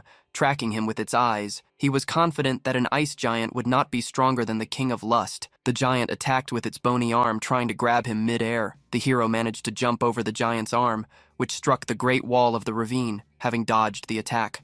Helan climbed the giant by the arm. The mana overflowed from the hero's body and was channeled. The sword, his eyes shone as if he could see all of existence. He saw an opening, and great arcs of energy struck the ice giant as the Rylan passed by him. Immediately, the hero shouted to Wharton, "Now, run!" Everyone started to run as the walls of the ravine began to crumble. The ice giant also began to fall, but when it collapsed completely, everyone had already left the ravine. The heroes were exhausted after the unexpected battle and were panting heavily. One of the warriors commented, "Dozens of carrion and a giant of ice taller than the cliffs. This place is insane. Humans should not come here." Another agreed. Even the Tower of Darkness was not like this. A third tried to reassure everyone. Our casualties are relatively low. If it weren't for Hylan, the damage would have been much worse. They watched Hylan taking care of Wharton, remembering what they said about him having absorbed the power of the King of Lust after defeating him. The heroes wondered if Hylan could be compared to a king. Some believed he was even stronger. If we trust Hylan, we won't have to worry about anything. Even Granada at that moment imagined that if it were Hylan,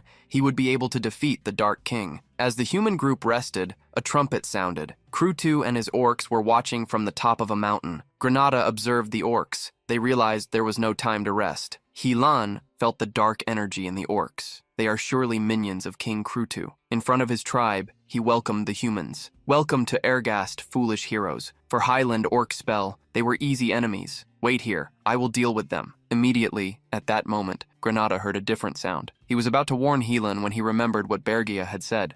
Observe the snow. Granada became worried about the warning from Burge from Krutu's mouth. The words that were to be said by Burge were transmitted. None of you will reach the tower. A huge avalanche descended from the mountain next to the group. Humanity. Granada nearly went crazy trying to understand how he should have prepared for that after such a vague warning. He cursed Berg deeply and shouted, "Run from the 5th floor of the tower." Berg had several windows to observe the situation. He smiled slightly, welcoming the heroes. This time, I will hunt all of you. Burge had alerted Granada about 3 things. The first was the snow with the avalanche caused by the Pelorcs, and the numbers of heroes disappeared into the snow. Even after much searching, they could not find everyone. Elan promptly announced, "We will camp here and look for the heroes who were swallowed by the snow." The second warning that Burge had given to Granada was to never lower his guard at night. The Pelorcs would still be lurking during the night. One more ice giant, in addition to countless golems, appeared. The Pew orcs had attracted the monsters to the camp, completely surrounding the heroes. Granada grit his teeth irritably, cursing King Berg. An avalanche during the day, a horde of monsters at night. These patterns repeated endlessly, all planned by him. After 3 days in the mountains, the number of heroes had fallen from over 500 to just 256. The hero group had finally managed to reach the highest mountain. However, Relan could not believe what he saw, or rather what he did not see. The Tower of the Dark King was not there. Hylan shouted furiously, maddeningly, "Isn't it common sense for the tower to be in a place easy for heroes to find? Why isn't it here?" The group began to split up. Wharton was one of the first to announce, "We are going to separate." Sir Hylan, upon hearing Wharton's words, was shocked. Wharton spoke on behalf of everyone. "This hero's journey has failed. I'm sorry, but our lives matter more." Hylan gritted his teeth in irritation, continuing the journey with a reduced number. 6 days after entering the mountains, they finally found the Dark King's tower. The 52 remaining heroes cursed the king for placing his tower in a valley. Their irritation drove them straight to the tower. At the very least,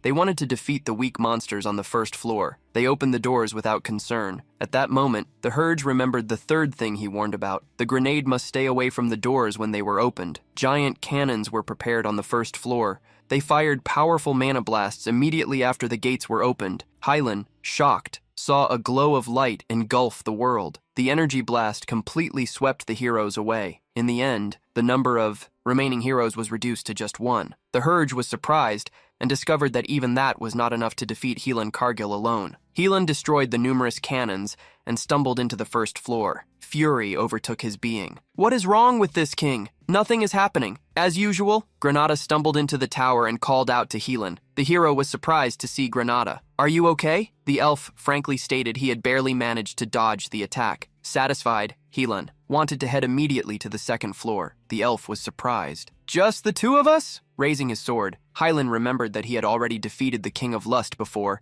and absorbed his power. "A new king is nothing against me, and you are more than enough." Despite being confused, Granada decided to follow him. When they reached the 2nd floor, they discovered that the place was empty. The same thing happened when they reached the 3rd floor. Hylan gritted his teeth irritably. In that place, it should be overflowing with monsters, but none were found. The elf grew concerned, thinking that there would be nothing on the next floor either. On the 4th floor of the Tower of Berg, a new flowery world revealed itself to Hylan. The hero looked around. There was nothing on the 2nd and 3rd floors, but there is a forest here. We are truly inside a tower. Suddenly a woman's voice emerged. "I can see that somehow. You managed to get here in stylish black clothes and a mask covering your eyes." Princess Hernan and her spirits introduced themselves. I am one of the 4 celestial kings who protect the Dark King. I am the Dark Spiritualist, and you will be my opponent." The spotlight focused on the princess, and Grenada, completely embarrassed, wondered what that was. Helan was even more shocked to recognize the princess. "Why are you dressed like this?" Princess Hernan eagerly corrected him. "I am not a princess, I am a dark spiritualist. Now behold my dark power." The princess raised her hands, causing the 4 elements to gather brilliantly. Helan froze in surprise. That was the highest rank spiritual magic that only Princess Hernan could use. Such magic could not be used if she was under someone's control,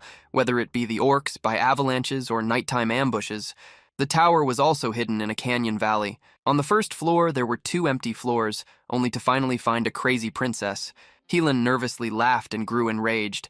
"I don't know what's happening anymore. The princess is attacking the hero who came to save her." Hylan completely lost it and decided that he would destroy everything. At that moment, a shadow emerged behind him, carrying dark flames. "Do you think you can do this?" Burge's strike caused a massive explosion that engulfed the hero with energy overflowing in his body. Oberji wished to see the face of Hylan Cargill, the hero. He stepped back and held the sword to confront the king. "You have finally revealed yourself. I can't believe you hid like a coward." Needing more strength, Helan searched for the grenade and found it some distance away. Elan moved quickly and appeared behind the grenade, placing his hand on his shoulder. "Let's combine our strengths." The elf did not know how, but soon felt his life force being drained. The elf's power overflowed into Rylan. "I didn't tell you. As long as you are by my side, there won't be any problems." Burge looked at the ring with interest. Helan confidently presented the item. "This is an artifact called the Devourer of Elves. It converts the infinite vitality of elves into mana." Walking over the grenade, Helan commented, "The flaw is that once activated, the elf perishes in a short time. You agree with that, don't you, Grenade? I mean, this is for the greater good." Frankly, the elf cursed the hero who stole his power. Burge smiled maliciously, praising, "I like how low you are investigating the matter." The protagonist asked if he just needed to take the ring from him to make him weak once again. Hylan laughed mockingly. "Try if you can, idiot. Even the king of lust could not take the ring from me." At that moment, a command was given. Gordon Hylan suddenly looked down, feeling a chill. The hero's hand had vanished. Just like the ring, he was attacked before he could sense the enemy's presence. Gordon appeared behind the hero, commenting with a cold look, "You are as rude as you are noisy." The human, after the mockery, Gordon stepped back in possession of Hylan's hand. Hylan, at the same time, stepped back holding the sword with the hand he had left. The hero, seeing a high-rank dark being, was shocked. Even using an artifact, he had unexpectedly been defeated by such a being. A hand appeared on Rylan's shoulder, smiling grimly. Berg warned him, "You won't go anywhere." Rylan's soul seemed to leave his body as the world became colorless. He knew he needed to dodge, for what seemed to be a dark dragon was about to devour him in darkness. Helan knew he couldn't escape. He was being held by the shoulder while Berg conjured a powerful attack of devouring flames. The hero wondered one last time who this king was. With great satisfaction, Berg said goodbye. "It's time for you to suffer." Helan faced the massive explosion that occurred on the 4th floor, spreading even outside the tower, shaking the mountains. When a good part of the 4th floor was consumed by flames, Berg walked over to Hylan's body on the ground. The protagonist sighed, impressed to see that the hero was still writhing alive. Berg ordered them to bind Helan's hands and throw him in the prison, just like the other humans who collapsed at the entrance of the tower. Grenada's spiritual energy had run out to the point of drying up. Berg approached him with a spiritual flower, congratulating him. "Good job here, you carrot." The energy of the flower flowed into the elf's mouth, and before he realized it, he was already recovered. Grenada sat up, felt the energy flowing in his body, and realized he was fully recovered. He looked around, surprised that Berg was using such a precious thing on him. Berg was now also giving a spiritual flower to Hernan,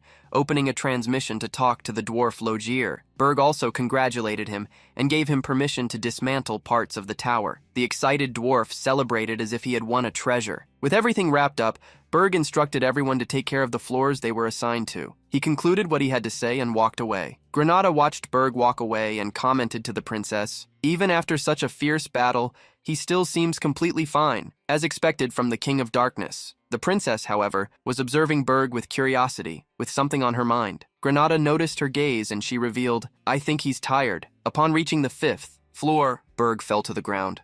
Completely exhausted, he deceived himself by showing weakness. This quickly returned. He cursed the human Rylan Cargill for almost making him reveal such a side. So, this is what it means to be one of the 10 stars. The 10 stars were the 10 strongest heroes of the continent. Although Rylan Cargill was one of them, he was the weakest of all. To be honest, Berg barely used any dark energy points to strengthen himself because he had no points left over. If Rylan Cargill were in perfect condition, there might be a possibility that Berg would not be able to win. The protagonist's plan was to exhaust the hero, provoke him, and make him panic with everything that had happened. His field of vision narrowed, and he showed a gap. As a result, Berg's pinpoint strike hit him squarely. For now, Berg had achieved the first perfect victory, without following the commandments of the Dark Kings. This had never happened in the past. Having successfully changed his fate, Berg became more confident. I can do it. I can change the future. I can take revenge on those damn heroes. In the Beast Tower, a commotion was happening. What nonsense is this? Are you saying that the heroes gave up because they couldn't find the tower? In the press conference room in Holton Walk, reporters were fervently questioning. The investors are demanding that someone takes responsibility. Who will take responsibility for this failure? Wharton was the one giving the interview. We did not fail. There is still hope.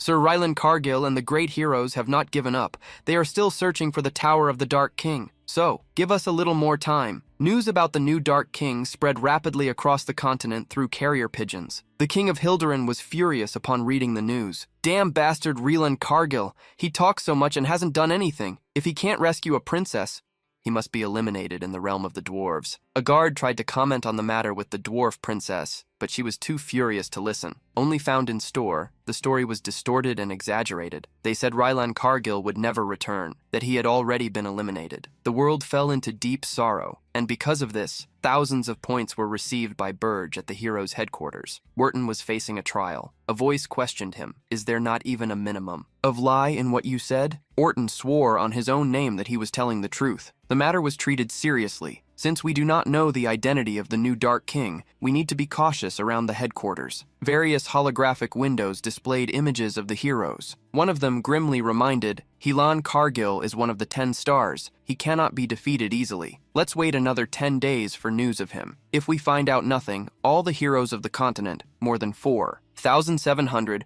must launch a full-scale attack and eliminate this new Dark King. In the underground prison of the Tower of Burge, the Dark King himself was making a visit. He went to a cell where Hylan was imprisoned. Are you awake? Even his recovery speed is impressive. Knowing he had been kept alive, Hylan asked what the Dark King wanted. Don't waste time. Get straight to the point. Seeing the human speaking so openly, Berg ordered, Become my vassal. Hylan's eyes widened, thinking he had heard wrong. Berg threw a large bag of money onto the floor. Remembering the journey, this must cost a lot. Food for hundreds, security expenses, lodging for the members, armor, weapons, and even high-level consumables. Berg knew that normally these costs are covered by investments from merchant groups and nobles if the Demon King is defeated.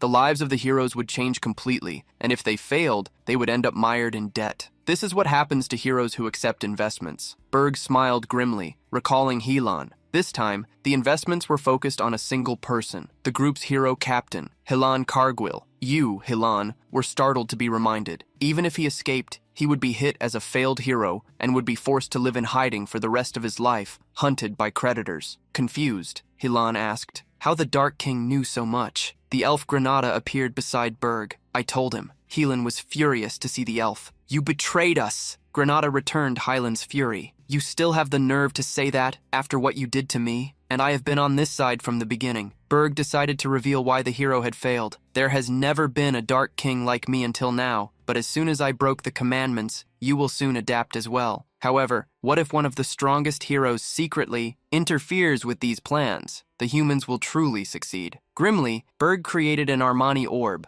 a tiny sphere filled with tentacles. Obergay explained what it was for. This is a magical tool used to monitor my subordinates. Once it enters a body, it goes straight to the brain. I will know immediately if you think of being hostile to me, and I can destroy you with a snap of my fingers. Commenting that if the orb failed to adapt to Hylan's body, Berg created a magical passage to show that he had many other candidates. Hylan hastily tried to dissuade Berg. Eri, a hero as strong as I am is immune to mind control magic. The moment that orb enters my body, it will disappear. It's not my fault. However, Granada was well aware that it was a lie. A hero can undo their mental defense if they wish. Having heard the elf, Berg smiled even more maliciously. Helan cursed the elf, but could do nothing against him. The hero was brave, refusing to yield. You will waste a precious magical tool. I will never submit. Berg silenced him and forced him to swallow the orb in one go. Ilan felt weak and could not help but swallow the orb of Armani. Seeing even in the hero's city, Granada wondered what Berg would do if the hero preferred to stop his heartbeats. Berg reassured an ambitious human who treated companions as disposable beings because of money. He would never sacrifice himself. The orb of Armani settled in Rylan's brain and turned him into the vassal of the Dark King. Berg returned to the upper floors of the tower. In his throne, he received a visit from Gordon. Although you made Rylan Cargill your vassal, Demon King, with a massive debt of 100,000 gold coins, his activities will be heavily restricted. He also reminded Bert that the gold coins you previously exchanged for demonic energy points are only worth almost 2,000 gold and asked, is that a sum comparable to the annual budget of a small nation? How do you plan to accumulate more? However, Berg was expecting to receive a message. I am talking about the meeting of the Dark Kings, which happens every year, the Union of Towers. In Berg's previous life, he never attended the meetings because he thought they were disgusting. Berg remembered how the other kings had survived in the harem for a long time. That meant they possessed piles of gold and treasures. Gordon thought of shouting something like, "How will you exchange your points for money again?" but held back while thinking. Gordon received a message just as Berg expected. After dealing with the hero, Gordon realized that if they had followed the teachings of the Dark Kings, they would not have been able to stop the heroes. He had no choice but to admit it. Gordon informed the Dark King that the invitation for the Union of Towers had arrived. Smiling, Berg immediately stood up. Come on, let's deceive my veteran kings.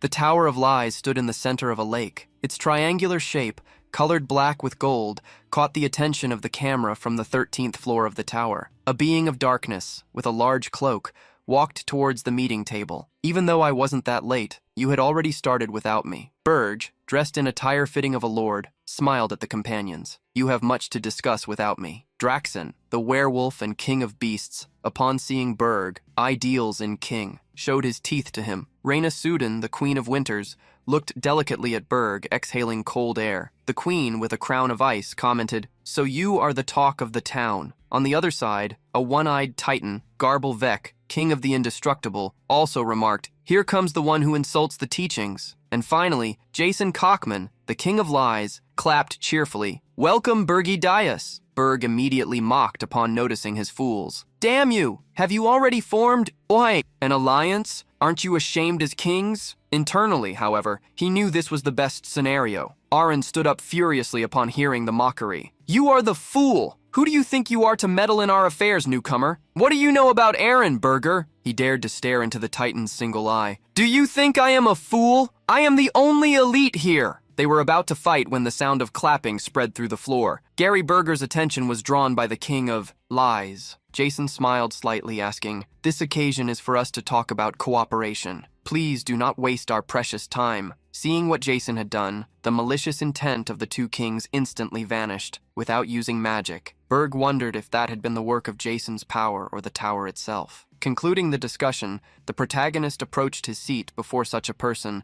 Berg was going to keep watch with everyone at the table. Jason, the king of lies, began the meeting by asking everyone to speak freely about what they thought. Berg felt that the meeting would be pointless. Everyone remained silent, and Draxon was the first to say something. He looked at Berg with the gaze of someone eyeing prey. "Where is Hyland Gargill?" Berg, the protagonist, stayed silent, then revealed something unexpected. In another room, the assistant of the King of Lies, a woman with red hair and goat horns, along with the maid of the King of Beasts, a young girl who hid her eyes with her hair, asked what had happened to Helan. Gordon felt pressured and gave an answer they were not eager to hear. "I'm not sure. He didn't even enter our tower. He practically wandered around the mountains." Urgest and all surrounded Gordon in the employee's reception room. Ogar's Titan employee couldn't believe it. "Don't be ridiculous. He should have found your tower quickly." Gordon denied it and made everyone realize that the rumors were true. Gordon was exactly in the situation that Berg had predicted before they went to the Tower of Lies. Berg stated they would ask him to talk about Hylan and ordered Gordon to say he knew nothing. Since they were going to use Hylan as a spy, the secret was very important. Despite the oddity of Berg's words, Gordon knew he was not wrong. Gordon began to act and shouted, "The king I serve is a miser. He's an arrogant, spoiled brat who never listens to anyone. If I take my eyes off him for a second, he'll get into trouble immediately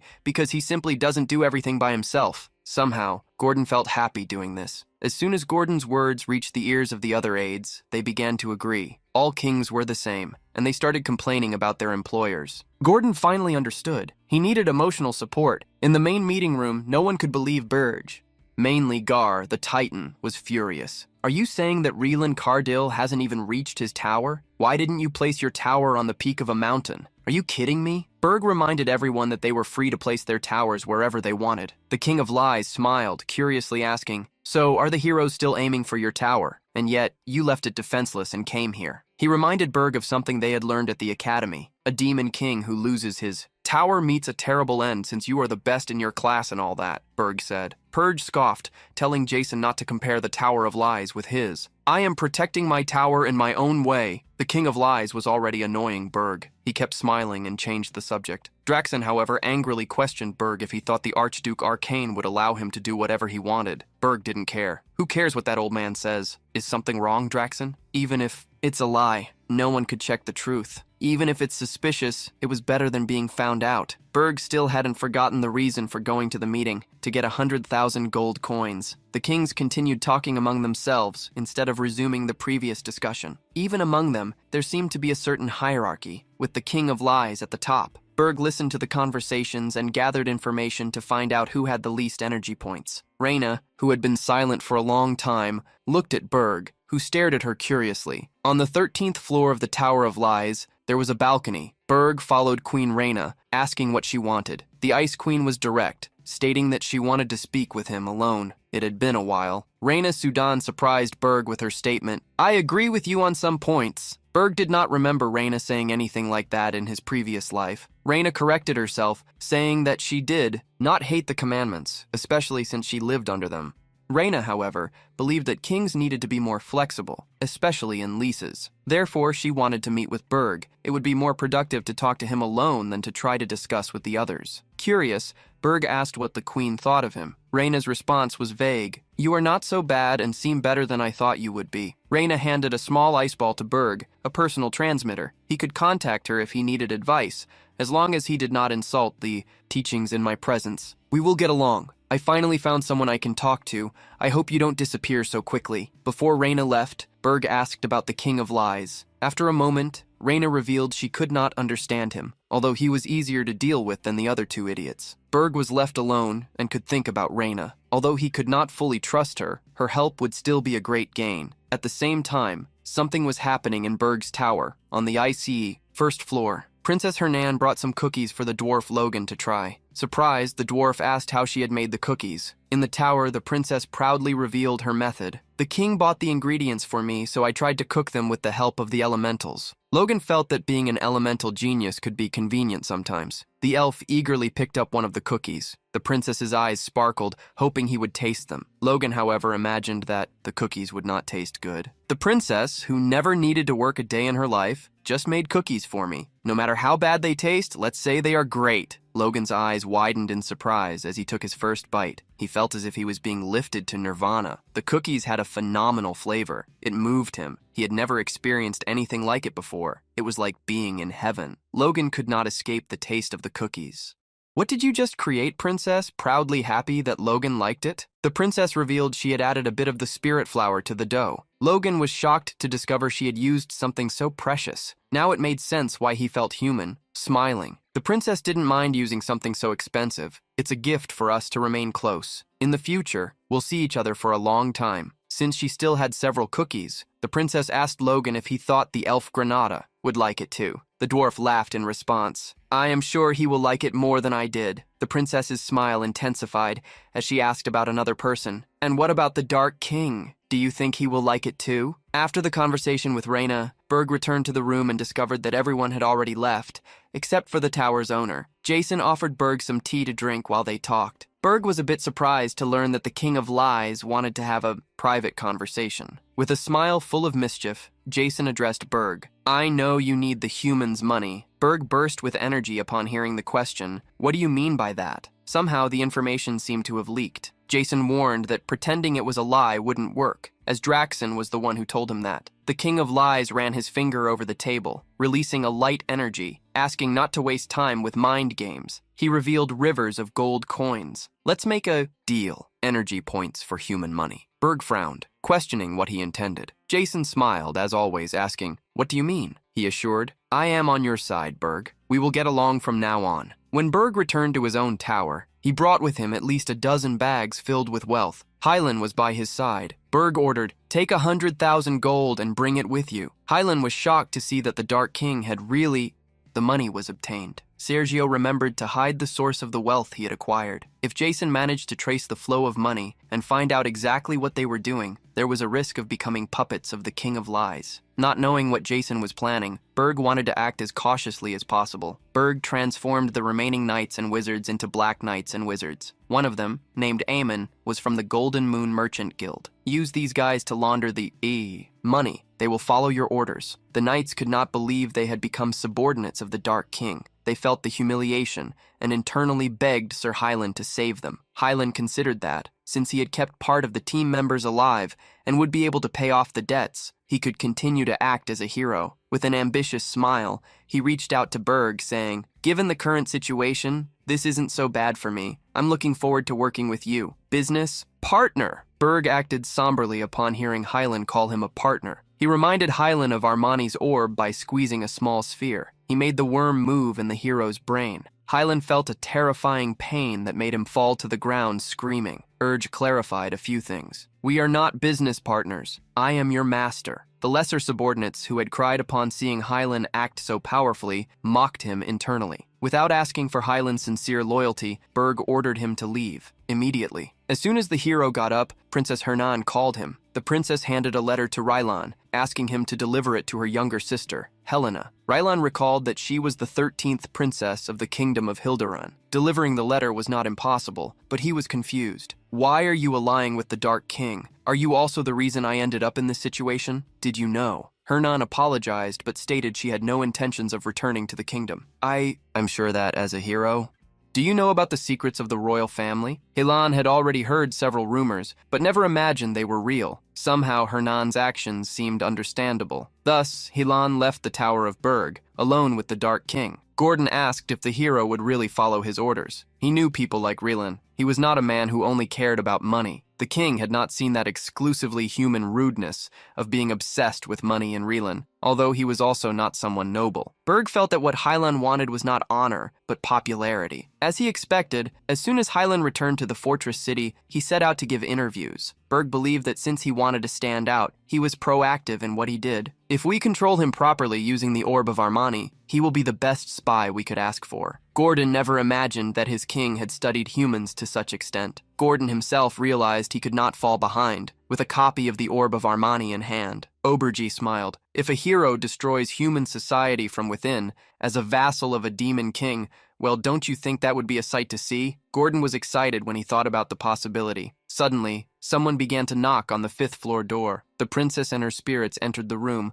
offering some cookies to Berg. Berg warned her as she approached. "You've been coming in and out of this room too easily lately. If they taste bad, I will send you to the underground prison for a month." Gordon took the tray of cookies and proudly presented them to the king. The princess told him to taste it before judging. As soon as he bit into the cookie, Bergia's eyes widened in surprise. Hernan had hoped that Bergia would show the same reaction that the dwarf had shown earlier. Berg destroyed the arm of his throne and, controlling his expression, forced a smile. Not bad for a mere human. Hernan was surprised he managed to hold back the emotion. Berg curiously asked if she had. "Mix the spiritual flour with the cookie dough."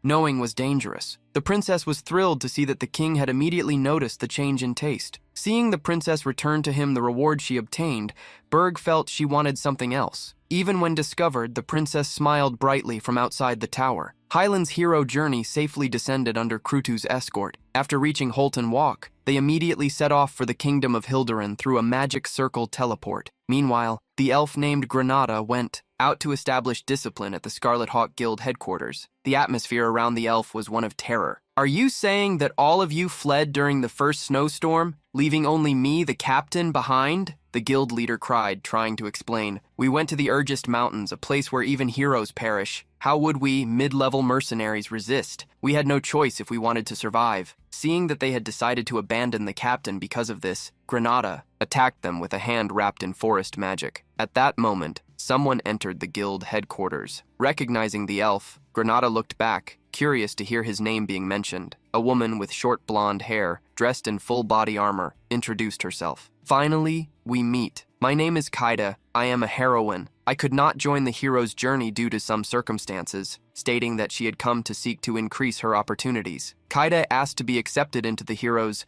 journey even though she was late. The elf was surprised to see a heroine. The leader of the Scarlet Hulk Guild raised a mug of beer, revealing, "While you were away, it was she who paid our bar bills. How about a drink?" Captain Granada punished the Scarlet Hawk Guild again upon hearing them thanking for the drinks. Granada revealed that the hero's journey had ended. Kaidi was shocked by the news, and the elf revealed to him that Hylan and the others had already left Holton Walk. Even surprised, Katie approached Granada, exasperated. "So, if you'll forgive my rudeness, please tell me more about your failure." The elf decided to share with her a few things, only what the Dark King had allowed. The sun was already setting when the conversation ended. Kaide was truly impressed. The Demon King's tower is not at the top of the mountain. Upon discovering such things, Kaide sighed. She felt there was no reason to stay there. She thanked him for the information and for the valuable time, placing some coins on the table as a token of gratitude. After that, the knight heroine left. The leader of the Scarlet Hawk Guild approached the table, commenting, "Just by looking at her, you can clearly tell she is a rookie heroine who doesn't understand how the world works. She will be lucky not to be stabbed in the back by her peers." As he spoke, he slid his hand across the table, trying to grab the coins, while Kaide, already wearing her helmet, exited the Scarlet Rock Guild's headquarters. The shadows seemed to follow her. Some knights emerged from an alley following the heroic captain. Granada observed each of them, while various thoughts flooded her mind. In a deserted corner of the city of Holton Walk, the knights surrounded the heroine Kaide. They were there to demand that she return. "You need to come back, Your Highness. Your fiancé is waiting." However, Kaida refused. "I want to live as a heroine." Granada had followed them because she couldn't hear their steps until they passed in front of the guild. Even wearing heavy full-body armor and a disguise mask for precaution, Granada hid and discovered that the heroine was a princess. Since matters related to the kingdoms should be handled by the kingdom itself, the elf gave up spying on the princess. But just as he was about to leave, a sword was placed upon his shoulder. The knight, pointing the sword, he questioned who you are and why you are spying on us, especially using suspicious magic. That was a magical tool he had received from the Dark King. If he was caught, he would be exposed as a vassal of Berg. The knight asked darkly once again, "Are you a spy from another kingdom? Then I cannot let you live." A drop of sweat ran down the elf's face. He felt he had gotten himself into trouble and wondered what he should do. The explosion occurred while the elf was fleeing. The knight was pursuing him, shouting for his companions not to let him escape. The knights surrounded the princess to protect her. Being the only elf in Holton, Granada needed to avoid using his powers to not be identified, but he didn't know if he could escape. The elf could only run. However, in the direction of the princess, he shouted, trying to warn her, "I am a hero too." When a sword approached, Granada realized he needed to use his powers. At that moment, a dark energy interrupted the sword. Berg appeared in the sky above the alley. "Is that why you were late? Because you were wasting time here?" Granada irritably questioned whether he couldn't understand the situation. The Dark Lord didn't even want to know. The wounds on Granada were so small they would disappear even if someone spat on them. Upon seeing a Dark King, the knights assumed he wanted to take the princess. Cade, however, shouted, "Don't worry about me. This is the chance we have to defeat him." Berg stared at the princess, claiming he didn't know she held such a position. The knights pointed their swords at him, ordering him not to lie and demanding to know why he was there. Granada had the same curiosity. The protagonist replied, without much concern, "I'm in the middle of a delivery." Coincidentally earlier, Berg had asked her know what she wanted. The princess revealed she needed Senial powder, a powder used to summon spirits. Hundreds of years ago, an elf named Senial deserted her home and went to a human kingdom. The king of that time ordered her to develop a supply that would allow humans to form contracts with spirits. Thus, Senial powder was created. The protagonist asked why she needed the powder. Sad, the princess claimed he was underestimating her. There was barely any mana in the tower, and without such powder, the spirits were weakening. Berg discovered the lie of the princess's excuse and questioned whether she was preparing to summon a high-ranking spirit. The princess averted her gaze, not denying it. In his previous life, Hernan Hilderan, had made contracts with high-level spirits at the age of 27. However, now he had prepared to do the same. 7 years prior, it seemed that living in the tower for a few months had changed him immensely. How this would strengthen the tower, he did not care, took a cookie and accepted the request. Now, before the knights, Berg would not reveal the true reason. Kaide's eyes widened as she saw the magic being cast in her direction. An explosion engulfed the entire neighborhood. However, Berg was surprised by the outcome, showing that a heroine was powerful. The princess used her energy to protect herself and her knights. Kaide asserted, "I possess the aura of power that annihilates the dark race. Thus, I am your natural enemy. I do not belong to the royal palace, but to the battlefield." The princess swung her sword, unleashing a crescent moon strike. Kaide trusted in her difficult but honorable technique, passed down to the best swordsman of the imperial family. As a low-ranking princess, she had little value. Kaide understood why she was sent to a strange king, yet she still felt wronged. Tears surfaced at the thought of having to marry an old man, so she pleaded with the fencing instructor and trained day and night without rest. She intended to defeat a dark king to be recognized as a heroine. She planned to eliminate Berg to free herself from her father's orders. Kaide, with all her fury, wanted to decide whom she would marry. Berg extended his hand and blocked the crescent moonstrike, turning it into broken glass. His sword aura is not so bad. Kaide could not believe what she saw. Her final strike would become, in the next moment, the sky turned red over a giant magical circle. Berg taunted, "As a heroine, you will not perish with just this, right?" Kaide widened her eyes, understanding what the power of a king was. Berg smiled mischievously. The heroine princess would be useful. The princess became desperate upon understanding what he wanted. The knights tried to rescue her, but the explosion of red flames made her disappear. When people from other neighborhoods rushed to the area, they saw the fallen soldiers. Everything on that street had been destroyed. As they approached the knights, the villagers could hear them murmur that the Dark King had taken the princess. Confusion engulfed the city, but Berg was already far away. The king's tower stood amidst the snow. In the underground prison, Kaide was asleep. Hernan approached her with curiosity. Berg introduced the new princess of the empire, Kaide Gispain. The protagonist warned that Kaide would live on the fourth floor, and explained to Hernan what injuries the other princess had. When questioned by Hernan, he revealed that he needed to obtain princesses periodically to ensure energy points. She asked what exactly these points were, which made Berg realize he was talking too much. He changed the subject and informed that he would obtain the senior podium that she wanted. After that, news spread throughout the continent that the 9th princess of the empire, Gespin, had been kidnapped in Holton. At 2, the Hero Guild headquarters, on various live broadcasting screens, high-level heroes questioned the Cargill. "Do you swear that no word of your testimony is false?" He swore and stated that he was ashamed for not having found the king's tower, claiming he would take responsibility for the failure. One of the unknown heroes told him not to worry. If they took responsibility for a failure in a quest, no other hero would take the first step next time.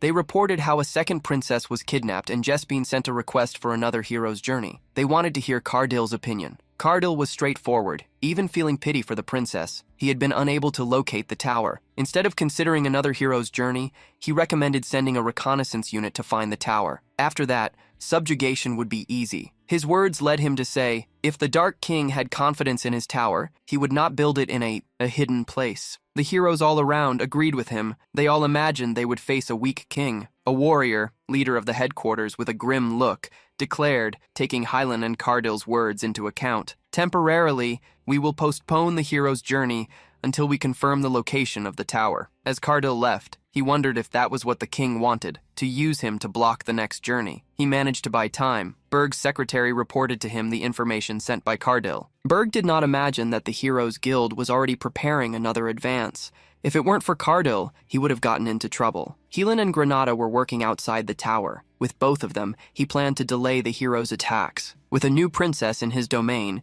he could increase his points. He also considered using Armani's orb and being able to utilize Kaide's true combat power. The dwarf was remodeling the first floor while Krutu expanded his influence. As soon as Hernan contracted the high-level spirit, no ordinary hero would dare to face them. They would become the most powerful tower. Only with that ready, Berg could focus on the outside world and begin his revenge against the damned hero who had eliminated him last time. First, Berg wanted to obtain Senial's powder. Before him was a circular city with a large dome. The city was overflowing with powerful mages and heroes. The city with magic technology was Amor. Although it was difficult, he hoped to obtain the powder without being seen. In the suburb of Amor was the store of Gedasan, a man with a thin mustache. He read the news that a new princess had been kidnapped. The door opened, he hid the newspaper, and welcomed the customer. Berg revealed he was looking for Senial's powder. The Akan kingdom was a holy grail for magical engineers. All kinds of people gathered there. This meant that famous stores were packed with heroes and wizards.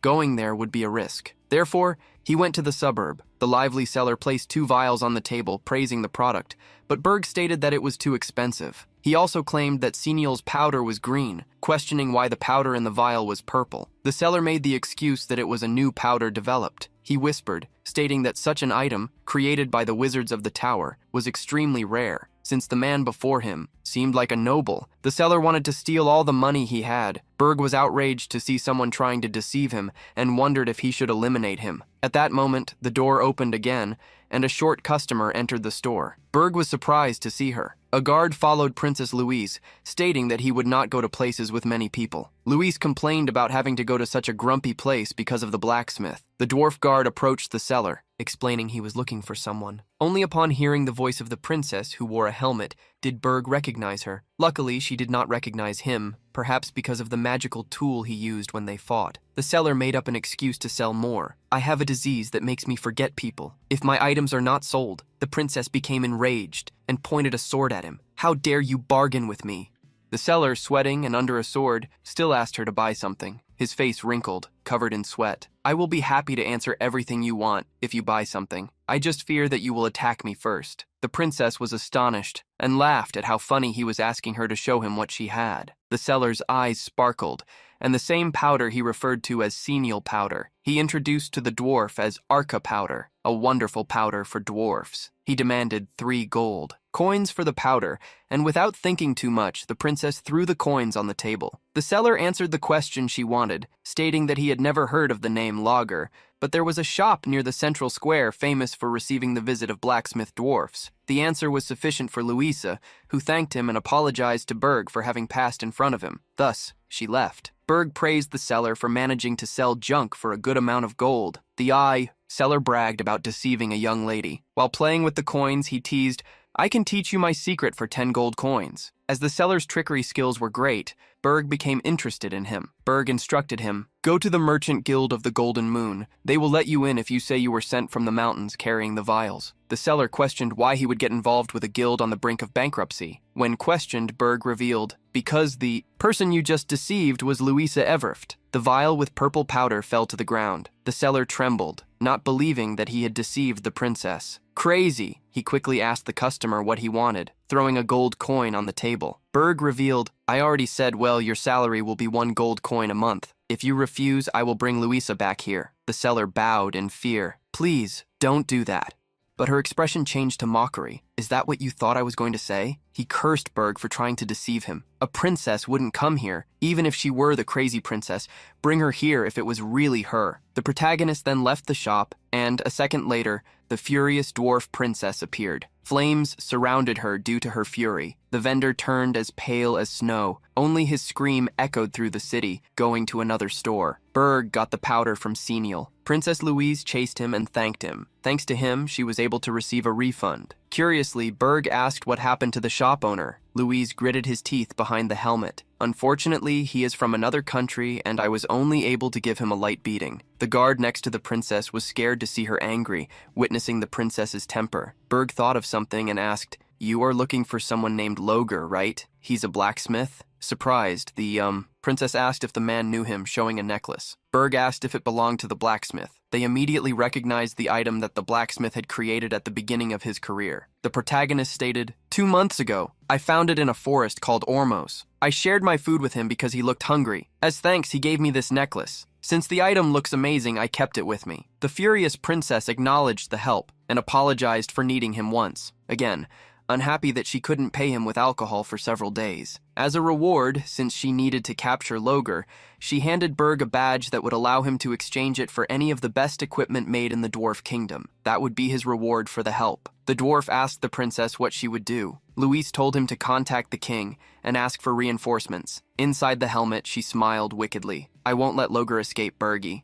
He had lost track of time due to being busy since his return. He remembered that the day was approaching when Draxen would discover and absorb the heart of a summoned beast and gain overwhelming strength. This was something Berg wanted ever since the dimensional interference had heavily affected him. If he faced Louise, even with all he had, it would not be enough to defeat her. To become stronger and obtain revenge, he needed to develop the powers he possessed, sending Louise to Ormos, the ice place where the Tower of Beasts was located. He would make the crazy princess and the King of Beasts Draxen face each other, allowing the heart of the beast to be ignored and the possibility of obtaining it to arise. The tower gained 2 new functions after merging with the Ghost of Mana. It gained the ability for remote use and the ability for item transfer. The protagonist contacted Gordon and informed him that he would be leaving the tower for some time with the delivery function. Berg sent the Senial powder to the princess, receiving the high-grade item. The princess imagined that Gordon had gone to Cannes to obtain it, but Gordon, however, revealed that it was the king who had gone to buy it. Princess Hernan would take care of Princess Cade. As soon as the heroine princess arrived on the 4th floor, she attacked Gordon, who would train her. Berg spent 10,000 points to obtain a forge on the 1st floor. The dwarf was jumping from side to side. His eyes sparkled upon seeing each item in the forge, from the furnace to the cooler. Berg asked the assistant how the Pel Orcs were doing, and found out that 3 tribes had been unified. The number of tribe members was increasing. They had grown to the point where they could hunt most of the monsters in the mountains. Gordon was put in charge of taking care of the tower until Berg returned. After contacting, the protagonist began to move. Managing the tower from a distance was very convenient. Next, he planned to hire Hilan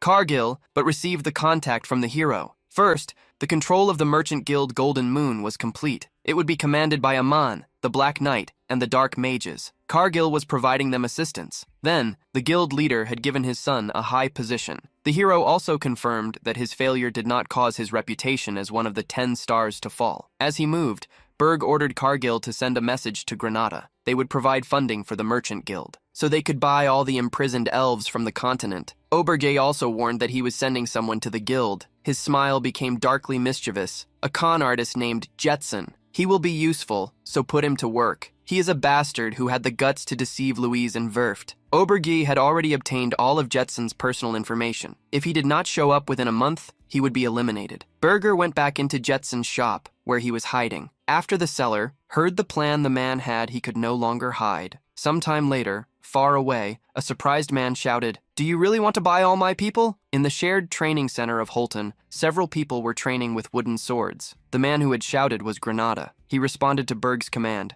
saying he would gather all the elves as quickly as possible. Being able to save his people was good news, but he would have to deliver them to the King of Darkness. Granada gritted his teeth, imagining that Berg planned to use them as spies. Meanwhile, one of the men who were training asked the vice-captain of the guild why they were learning fencing, but he also did not know. One of the team members ended up asking, "The captain seems quite out of his mind lately. How about we run away, vice-captain?" Since the vice-captain was their former captain, everyone would support him. They began to sneak and try to escape. Granada was in deep thought and realized that, compared to the suffering that the elves faced at the hands of humans, being under the command of the Dark King was much better. He moved one of his hands and surprised the training group. Granada, the new captain, created numerous vines to bind the vice-captain and humiliate him in front of everyone for the decision made. Talking with him, Cargill asked what had happened, but the elf changed the subject. They did not know what Berg was going to do, only that he wanted to obtain a treasure. Meanwhile, in Ormos, in the tropical rainforest kingdom, a castle-style pyramid was hidden among the trees. Louise and Verft had entered the forest region with great fury. One of the dwarfs reported that they had received orders to leave the area, but they had not yet found Loger. The dwarf warned that they had searched all the areas where they were allowed to enter, but the princess remembered that there was one area they had not yet visited. She looked at the mountain of beasts in the distance. The dwarf warned that it would be very dangerous, but the dwarf woman was confident. If they dared to touch a dwarf of the royal family, they would have to face a war against all the nations to which the dwarves supply weapons. 200 years ago, someone dared to anger a dwarf prince. Such a dark king was eliminated in a single subjugation. The dwarf tried to stop her, stating that Loger might not be there, but she insisted, ordering them to advance. In the innermost part of the forest, there was a circular tower. A subordinate ran to inform the Beast King about the arrival of Louise and Verft. Draxen did not understand why the mad princess was there. There was a possibility she had discovered the heart of the beast summoning, but he denied such a possibility as they had hidden the information. A pure mana energy slept within the magma of the volcano, a mysterious power that he would not trade. Not even for 10,000 flowers of the spirit during the final excavation, Draxen ordered, "Stop the princess, but do not let her be harmed. Avoid seriously injuring her." The assistant of the Beast King ended up stating that it would be difficult for that to happen at this moment. A beastly man was blocking Luis's way. "Do you wish to abandon your life, Luis, of the Dwarven Kingdom? This is the territory of the Beast King. Your entry is prohibited. Has the palace not warned you?" The man, before her, carried a spear on his back, and a red cloak covered his muscular body, with little armor. Such a man was the second prince of Ormos, Max Ormus. He smiled provocatively, warning that there was a risk of her perishing at the hands of the Dark Tribe, and, almost rolling her eyes, she ordered him to get out of the way. She would not back down until she found Logera. The man mocked, "Are dwarves stupid by any chance?" He reminded her of the war 200 years ago. The kingdom of Espen, in which was near the castle of the Dark King, had made a fortune selling supplies to the heroes. As a result, the kingdom used all the profit to build a strong empire. The aura of the forest turned crimson with Max's warning. "If you perish here at the hands of the Dark King's subordinates, it will not end just like before." The curious look Louisa displayed for a moment turned furious. Max advanced while boasting, "For the kingdom of Ormos, let us create our new record. Attack for the prosperity of the kingdom." The princess and her guards were surrounded by the men of the forest. The princess drew her axe, challenging them. "Whoever wishes to perish by my hands, come to me, cowards!" Draxen's assistant alerted him. "The princess is being attacked!" The Beast King despaired, as they needed to stop that. At that moment, the bastards of the Ormos kingdom wanted to eliminate the princess and blame it on him.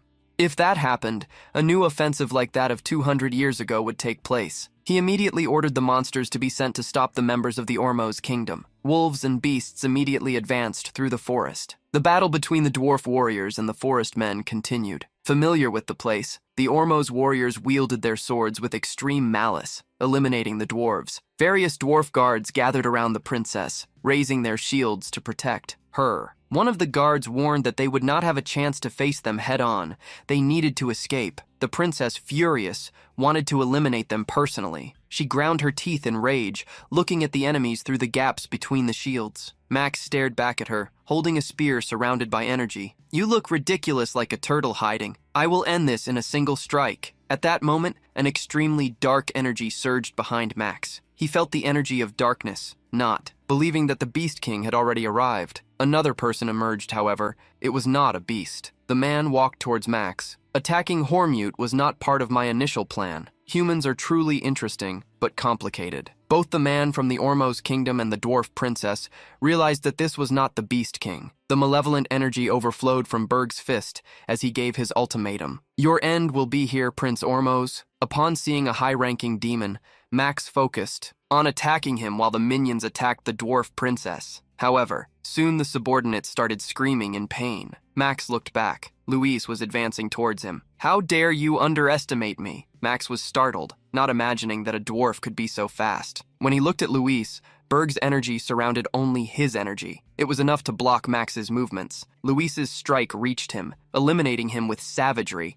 The princess landed on a large branch of a tree. She wondered where she was. The Dark King, the magical energy she felt, vanished in an instant. The forest men surrounded the princess, attacking her from all sides. She roared fiercely, planning to send them to where she had sent the prince. The dwarves raised their crossbows to protect the princess. Berg watched the battle from afar, smiling slightly. He waited for another part to fall into the trap. He looked at the tower of the Beast King. 5 minutes later, in the tribe of the Beast King, Draxen felt a strong energy of darkness. His secretary also felt the energy. It was not from a subordinate. Another king had sent someone to his territory, witnessing an invasion at the moment the dwarf princess fought with the Prince of Ormos. He believed it was the perfect time to move. Draxen moved towards the battle area. What happened to the princess? And where are the invaders? The beast men apologized, for by the time they arrived at the battle site, the princess was already surrounded by enemies from Ormos. Draxen feared that the attack from 200 years ago would repeat itself. The wolf apologized even more. She was surrounded, and before they could help her, she dealt with everything on her own. They were unable to rescue her. Draxen was furious and struck his subordinates for making him think that the princess had perished. Another subordinate revealed that Prince Max had been eliminated and asked what they would do with the remaining warriors. Draxen knew he couldn't eliminate them to avoid receiving the blame for what happened to the prince. This was a good chance to gain energy points, but the weight between kidnapping and eliminating was different. Ormos was a small country, but it would cause great confusion. He ordered that the humans be sent back to report what really happened. He asked if they had found the being of darkness that had invaded the territory, but received a useless answer. No one could do anything right. However, he realized that it was normal for his subordinates not to find the enemy in the face of a high-level camouflage technique. Draxen decided to use his super sense for the first time. This was the technique that maximized each of the senses by concentrating energy in the sensory organs. Draxen was able to track the energy of an unknown demon. He looked in the direction in which the energy was going and his eyes found the volcano. Draxen asked where the dwarf princess had gone, and his subordinates pointed in another direction. Draxen became furious and attacked a tree, knocking it down. He discovered that he had fallen into a trap. The dwarf and the prince were a distraction, even the energy that had been exposed. He ran as fast as possible towards the volcano, far enough away not to be caught anytime soon. Near the volcano, mining, bears were at work. They were taking carts into the tunnel. There was the heart of the mystical beast. In front of the lava stood Berg. The lava looked ordinary, but the energy from the mystical beasts indicated that this was the place. Since swimming in lava was impossible,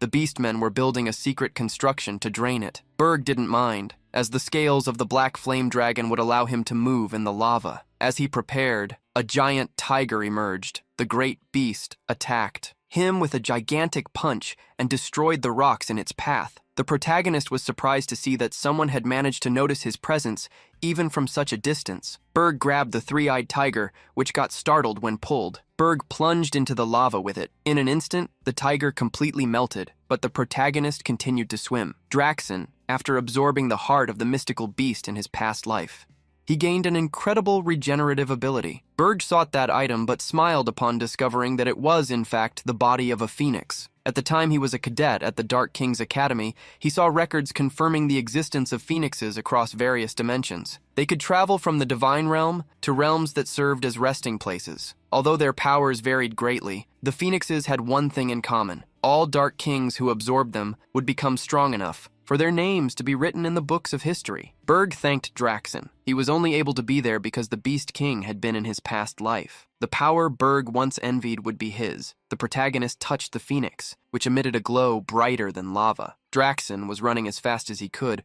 wondering who had discovered his phoenix. He was also trying to guess who the being was that had been sent to steal it. Draxen blamed himself for being careless. Some moles guarding the cave were confused to see the king. He threw them away upon entering the cave. All the moles and bears were taken down by Draxen, who mentally cited numerous names to try to figure out who had invaded his volcano. He soon reached the lava lake and bellowed, "The mystical beast is safe!" The confused subordinates responded in confirmation, but informed the king that, a few minutes earlier, Brother Tiger had jumped into the lava. Suddenly, Draxen was shocked and desperate. He approached the lava and shouted, "Get him out of there! He's trying to steal my phoenix!" At that moment, the lava in the volcano began to bubble, and Draxen's eyes were spinning wildly. From the town near the forest, some people looked up at the orange sky. Princess Louise also became curious upon seeing the change in the sky. Even near the mountains, Granada and the others noticed the change in the sky.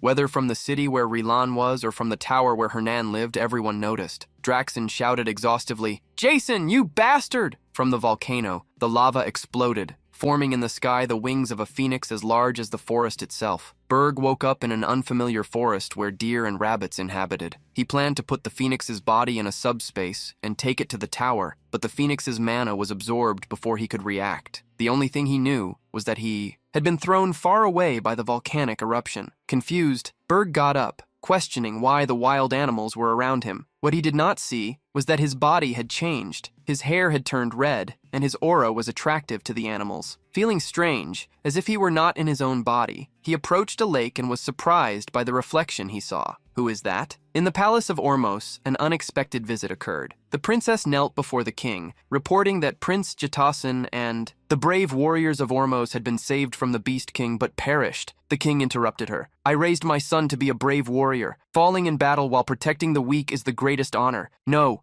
this is all nonsense. The king slammed his fist on the altar in fury. He ordered, while crying, "Report to the Heroes Guild immediately. Tell them to prepare an expedition to defeat the Beast King." Helan was surprised when he initiated a video call with Berg. "Who are you?" The protagonist pushed the animals away and, setting aside the matter of his appearance, asked for the report. Helan told about the expedition being formed by the King of Ormos. Rose Oshant was the commander of the expedition, a mage of the 10 stars. Fire magic specialist. The vice commander Era Bauhoff of Sfor, also a hero of the 10 stars, at the pinnacle of the martial art. 500 members, 200 heroes, all marching towards the Beast King. The amount was greater than Berg imagined, however.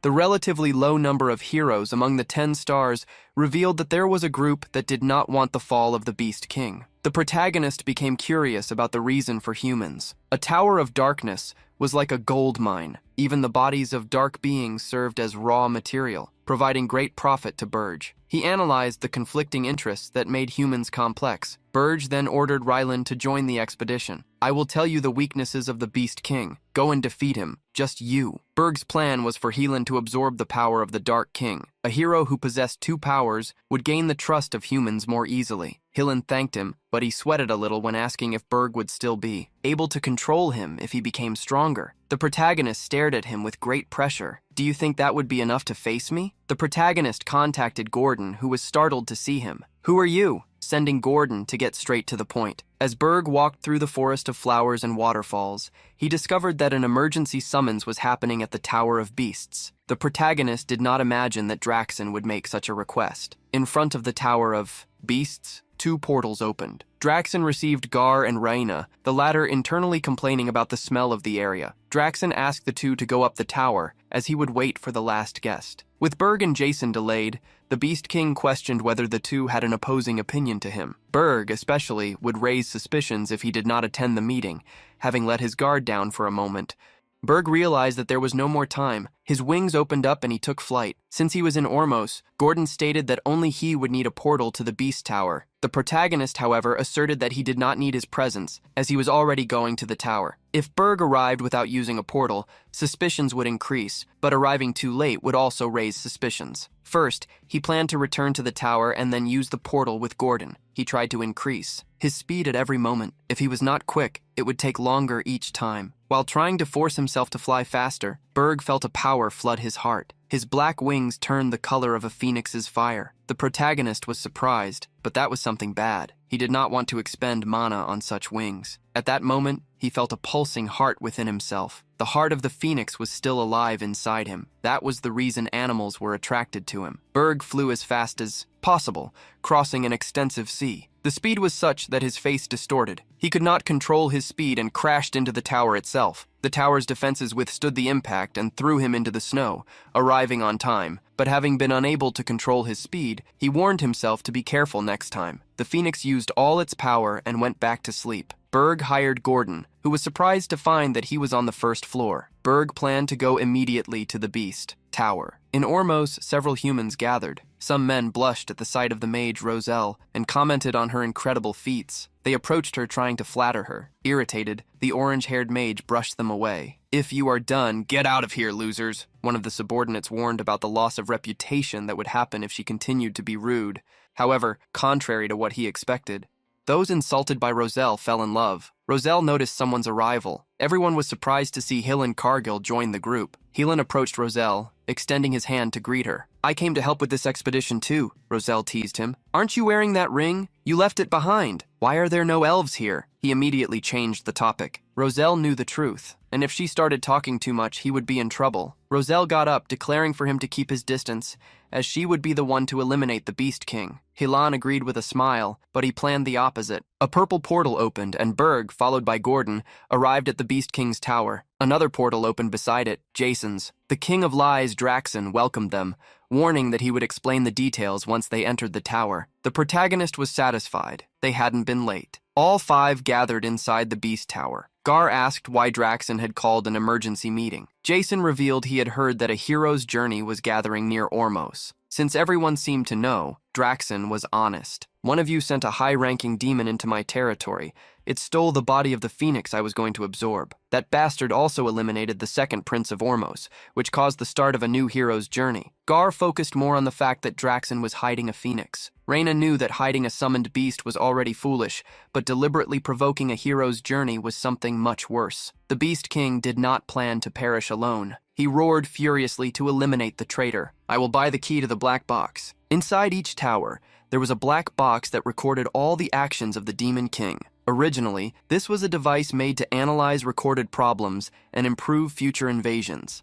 But the kings who worshipped the patterns of the Dark King did not feel the need to use useless items in the first place, and using it consumed a huge amount of demonic energy points. It also disappeared along with the tower if it collapsed, which is why no one paid attention to such an item. Burge did not expect the use of something like that. If Draxen used the black box in the tower he built, there would be no way to deny the evidence. Since Draxen needed permission from the tower owners to use the item, he asked them if they would allow it. Those who did not comply would surely be the guilty ones. Reyna was the first to raise her hand, giving her permission. Jason smiled, following her act. Gar was also not against it. And lastly, Berg raised his hand as well, with everyone agreeing. Draxen warned them that he would hire them to reveal the result. The key to the black box was a one-time use consumable. Purchasing it required a large amount of points. Before the hero's journey, Draxen would not invest a large amount of points in a key and risk his life.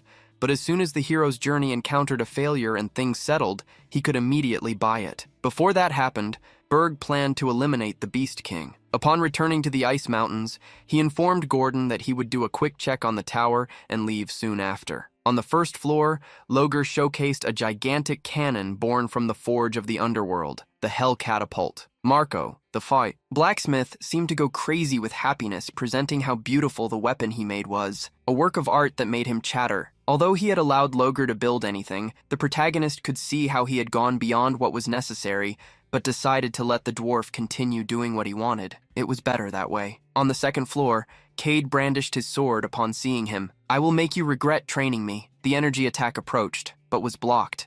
Berg was able to see that her attitude had not changed. Gaspian used the Moon Crescent sword fighting technique in its variant form. She lunged towards Berg with a quick thrust, recognizing that she had improved. He released dark energy to contain her. You are still far from being good enough. Cade sweated from fear. Her technique was easily blocked. The heroine princess's scream echoed even outside the tower, defeating the princess. Berg questioned Gordon why she was on the second floor. As Princess Hernana was preparing for a summoning, they needed to temporarily move her to another floor. Berg was curious about such a summoning. He went to the fourth floor where the Senial Podium was guarded by small spirits. There were various magic circles all over the floor, controlled by the princess. Focused, she enchanted the great spirit of water, guardian of the waters, connected to you by blood and soul. In the name of Hernan Hilderan, I ask, please respond to my call. The water spirit in Ironiel was summoned. That spirit with a mermaid appearance looked at the princess. She never expected that there would be someone talented enough to summon her within the tower of a dark king. She accepted and extended her hand, acknowledging Hernan Hilderan as her companion. Their fingers touched,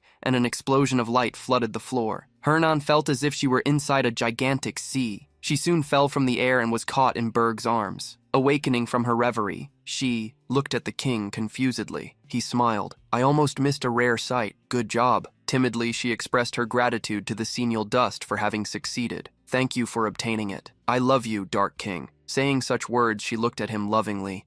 Perna realized her mistake and confusion hit her. She quickly tried to explain herself, claiming that it wasn't her who had said those words. The water spirit was laughing, having said such things. What can I do? Ha ha ha. I really love the king. The water spirit, who loved to read romances, especially the forbidden ones, provocatively asked when the two would start dating. Berg did not expect the question, and Hernan, trying to hide anything, made her go silent. Hernan did not understand why. In Ironiel, he was trying to unite her with the Dark King. The water spirit revealed that stories of pure love between evil kings and princesses were famous in the spiritual realm. In Ironiel, one could not let something like that slip. When will you make this official? You are just in the flirting stage. Hernan wanted to send Ironiel away, but since it was the first time she had been summoned in ages, she refused. The protagonist, curiously, asked Niruniel how he appeared to her. She replied, like a handsome dark king destined to marry this princess. he asked again and unleashed the power of the phoenix. His black hair turned red and an aura of fire erupted. Ironiel was shocked, trying to understand what that pure mana from a spirit was. As Ironiel couldn't comprehend the phoenix, Berg understood that the energy could deceive even the eyes of high-level spirits. Other kings and heroes might not notice it either. He smiled mischievously, realizing that he might be able to defeat the Beast King alone. Hernan was curious about what he said. Berg soon soared through the skies swiftly. Gordon was going crazy in the video transmission. Berg had explained that he was going to eliminate Draxon, and Gordon was completely losing it because of that. Berg had imagined that the assistant had stopped questioning his decisions, but this was a completely different situation from everything Gordon had ever encountered. I had seen it before, but if Berg did not eliminate Draxon before he opened the black boxes, it would be him who would be in trouble. Despite understanding, Gordon did not want his master to do something so dangerous. He had still not overcome the dimensional energy. Besides the dimensional energy, by nature, all dimensions are hostile to one another. A dimension fiercely rejects foreign intruders and crushes them with dimensional energy. Powerful beings of darkness are suppressed by this energy, becoming weak and insignificant compared to when they were in the realm of darkness. This was the way the world chose heroes to face the weakened intruders, imposing an order on the world to overcome the dimensional resistance and launch invasions. The kings created the towers. They served as a means to connect the realm of darkness, the king, and the evil energy. By strengthening the tower with the points obtained, it was possible to gain more energy from the other dimension. Thus, King slowly regained his original power. In other words, the height of the tower was synonymous with strength. The Tower of Beasts already had 13 floors, while Berg's tower only had 5. Although it was hard to say, Gordon needed to. No matter how strong you are inside the Tower of Beasts, victory cannot be guaranteed. Berg knew this too. He had absorbed the heart of the phoenix, but he still had not fully adapted. It would be difficult to fight against them. However, Berg did not plan to fight alone. Berg used the transformation of the phoenix. His appearance changed when he revealed the name of the skin. I will personally participate in the hero's expedition. The protagonist flew to the forest in Ormos. There, a battle was already happening. The humans faced the weakened lichens after being pursued. Helin was helping the wounded, delivering potions.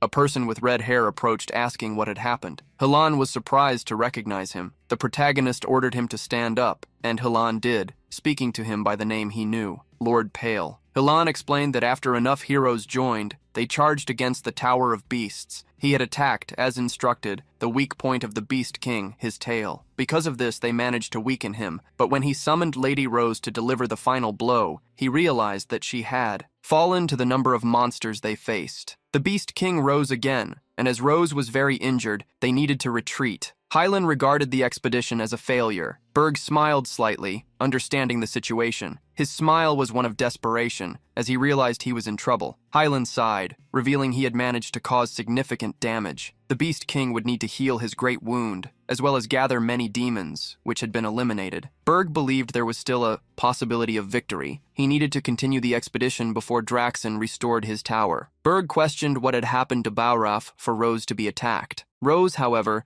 had revealed before the fight that Bauraf had deserted. The sponsors of Bauraf were those who profited from the continued existence of the towers. Berg met with Rossel and realized he had come to participate in the expedition, but it was already too late. The protagonist asked if she wanted to try again. Rose fervently replied, "Of course! I will eliminate that bastard Beast King." Having lost an eye, Rose would not let it go easily. Hylan warned that they had many injured. They were not in a position to attack again. The protagonist asserted it would be simple. He opened a space where he had numerous potions. It was not possible to recover lost body parts, but they could fight again. The frowning Rose questioned him. Who was he? Why did he want to go so far? And what was this warm feeling she had felt since he had arrived? The protagonist touched his own chest, hiding the heart of the phoenix. He looked around and saw the heroes with a look of defeat. Morale was very low, broken to the point where it couldn't be recovered, as he needed to eliminate Draxon and show them something. It wasn't a problem. Berg pulled part of his cloak aside, revealing the heart of the phoenix, and asked, "Please, follow me." The warmth of the heart of the phoenix touched each of the heroes. That feeling began to lift the group's morale. Rose was astonished. Berg commented, "You asked who I am? I am the bearer of the phoenix." Pale made the wings of the phoenix appear. Berg presented his alter ego and announced,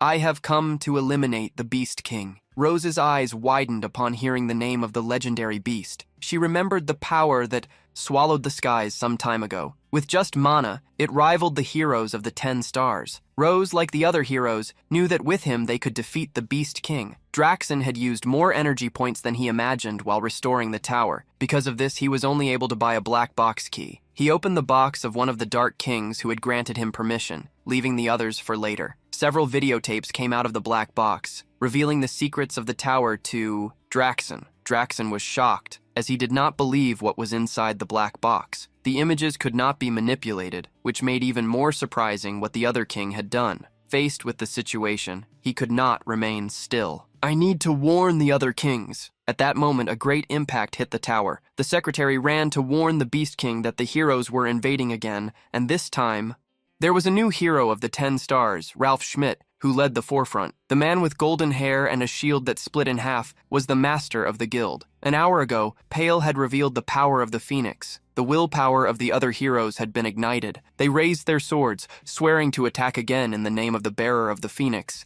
They would obtain all the treasures of the Beast King. With morale restored, the protagonist still did not know if he would be able to use the Phoenix's mana freely in battle. The protagonist approached Roselle, commenting on how he would like to strengthen the group if possible. Roselle smiled because a hero had already hired her and had just arrived. The protagonist was surprised to see the blonde man. He was a hero of the 10 stars, Ralph Schmidt, the most powerful among the heroes. Wolf Shields jumped against Ralph, but with his 2 shields he blocked them, defeating each one and seeking revenge for the mission they had lost. The 2 shields, when united, formed a golden face that changed expressions, showing an irritated and powerful gaze. From the mouth of the shield, a fierce scream surged through the forest in waves of power. Everything in front of Ralph's shield was destroyed. Ralph Schmidt was the second strongest tank among the heroes of the 10 stars. His weapon was the shield that reflected any impact received. Burge knew very well how problematic it was to deal with him. Ralph was one of the bastards who brought him down in his previous life. Burge wanted to eliminate him immediately, but Draxen was a priority. Rose commented to Pale that Ralph only arrived after the first expedition ended. She blamed herself for not waiting a little longer. With the power of the 2 new members, they could have won without casualties. The self-criticism was too much to bear. Burge said, "Trusting in your abilities is good, but do not underestimate the Demon Kings, Rose." She was surprised by the recommendation. Pele instructed her. A king always has trump cards that he can use before being eliminated. If Draxen had reclaimed the tower, he must have already purchased the key. There wouldn't be enough points to stop the expedition. In that case, Berg hoped to see the final card in person. Ralph led the march to invade the king's tower, where he was sitting on his throne. Upon reaching the top floor of the tower, there were no more monsters. They had been numerous the last time they faced Draxen. The Beast King was on the throne with a flame in hand, muttering, "Damn insects, I didn't think you would challenge me so soon again. I couldn't deal with other matters because I was preparing for this." Rose was taken aback by the density of energy that Drax possessed. That was why there were no other monsters. The werewolf opened his mouth and swallowed that energy to eliminate the heroes all at once. He gathered the vassals in a single point of power. According to the laws, a king should place the most powerful monsters on the top floor of the tower. The Beast King laughed. "Foolish heroes, I will wipe you out without leaving a trace behind." Ralph, Rosal, Helen, and Pele were together waiting. Soon the protagonist saw the Beast King attack. Draxen opened his mouth and roared fiercely. Waves of energy struck every point of the tower. The dark crimson aura engulfed the entire floor. Ralph protected the heroes, placing the shields in front. Some heroes charged forward, even with Rosal saying it was too dangerous. As they approached, those heroes were astonished. The attack that Draxen had prepared was finally unleashed. It devastated everything in its path, stopping at Ralph's shield. Nevertheless, the shield hero was thrown back, but quickly recovered and reassembled the shields. A cry from the shield launched an attack towards the Beast King. Draxen remained in the midst of the energy. As soon as he completed the transformation, he swung his arm and destroyed Ralph's attack. The heroes were shocked to see the Beast King easily deflect the attack. All over Draxen's body, parts of his fur had turned red, a horn grew from his forehead, and energy overflowed from the werewolf, as if new tails were forming. The heroes held their swords, facing the malevolent energy. Many struggled to breathe and fell to the ground. At that moment, Phoenix wings spread open and high-rank protective magic was activated. When the flames surrounded the heroes, they were extremely happy to see Pily use a large trump card. Berg could not let Draxen gather more dark energy. The protagonist turned to the heroes and warned them not to act recklessly, not to interfere, and not to leave the barrier. As the barrier surrounded the heroes, Draxen glared at them. Only 4 of them seemed able to move, and among them was one with irritating mana. The Beast King's eyes fell on Bailey. He bared his fangs. "Who are you?" Bailey smiled wickedly upon hearing him. The Beast King attacked, jumping toward the heroes. Berg used a silence spell. A dome was created, and there all sound was under his control. Roselle internally praised Pyle, as this cancelled the Beast King's roar and prevented him from hearing their incantations. Roselle created chains of fire that pierced the werewolf. Draxen was still cursing them. He shrugged off the attacks and slammed his fist into the ground. In front of Pyla, he had already identified the red-haired man. "I will hunt you down, Bergideus," the protagonist murmured to the werewolf so that only he could hear. "I don't understand what you're barking about," Roselle knew, and the others looked back, surprised. When the werewolf passed by them to attack, each step of Draxen destroyed the ground with his advance. Flames mixed with the attacks. The two fought in such a fast manner that only traces of flames appeared. No one could provide support. Draxen launched several claw attacks that sliced through the air with his energy, and the attacks traveled in Berg's direction, who flew backward, retreating, while the werewolf roared. His name, Berg, had told the other heroes that the most important thing was speed. Pale stated that, with the experience he had, the Beast King possessed incredible reflexes, so they needed to bind his movements and find his weakness. Hylan asserted that he might not be able to keep up with the Beast King, but Pale assured that it wouldn't be a problem. Now Draxen continued to chase Pale, who was simply fleeing. The claw attacks flew towards him as he retreated. The protagonist, while fleeing, obtained an orb from Araman. The Beast King recognized the item and, mocked. "Do you think this will work on me?" The orb had another function. It allowed the vassals to know their master's location. Draxen scoffed. "And what does that change? There are no vassals here to help you." At that moment, Helan appeared next to Berg. The hero roared as he raised his sword. "My head is pounding. Please don't use that orb anymore." Draxen couldn't believe what he saw, and Berg instructed him to try one day, if he survived. Helan's attack fell on the werewolf, who protected himself by raising his arms. The Beast King mocked. "What a pathetic attack!" At that moment, however, dozens of magical fire circles appeared. Draxen looked back and saw the attacks coming. Pale had instructed Rose to act after Hylan. She should put everything she had into avenging the lost eye. Roselle was now putting all her mana and fury into the attacks. Trying to devastate the Beast King in one blow, high-level fire magic, satellite cannon, was conjured. Dozens of magical circles aimed at a single point, the Beast King. The attack fell upon him like a sun. Berg conjured a protective barrier so that the waves of power would not reach him or Hylan. Ralph did the same on the other side. The great explosion engulfed the entire floor of the tower. A column of smoke arose at the end of the attack, originating from the body of the Beast King. Draxen was still semi-alive and cursed. "Damn insects!" Berg did not expect Draxen to survive even with his body filled with wounds. The Beast King bellowed, "Who do you think I am?" The crimson energy exploded once more, attacking the heroes. The attack surpassed Ralph's shield and hit him in the chest. Draxen, in fury, attacked everyone around, hitting Roselle and also Helan. The Beast King declared himself the one who would conquer that dimension. No one should dare to confront him, not planning to. "Leave anyone alive," he pursued Berg once again. However, the protagonist smiled. His imposing figure was gone. "Now, you are just a mad dog." Draxen did not care about appearances. His only insane goal was to silence Berg forever. At that moment, a provocative smile appeared on his face. "I still haven't shown you, have I? The power of the Phoenix that you wanted so much." A fireball appeared between Berg's hands. The attack was launched against the Beast King, hitting him accurately because he was so close, but the Beast King refused to perish. With just that, he was thrown. However, against the shield hero, Ralph used the skill of the shields once again and reflected the attack onto Draxen's back, hitting his weak point, his tail. Even on the ground, Rose still refused to give up. She used it again.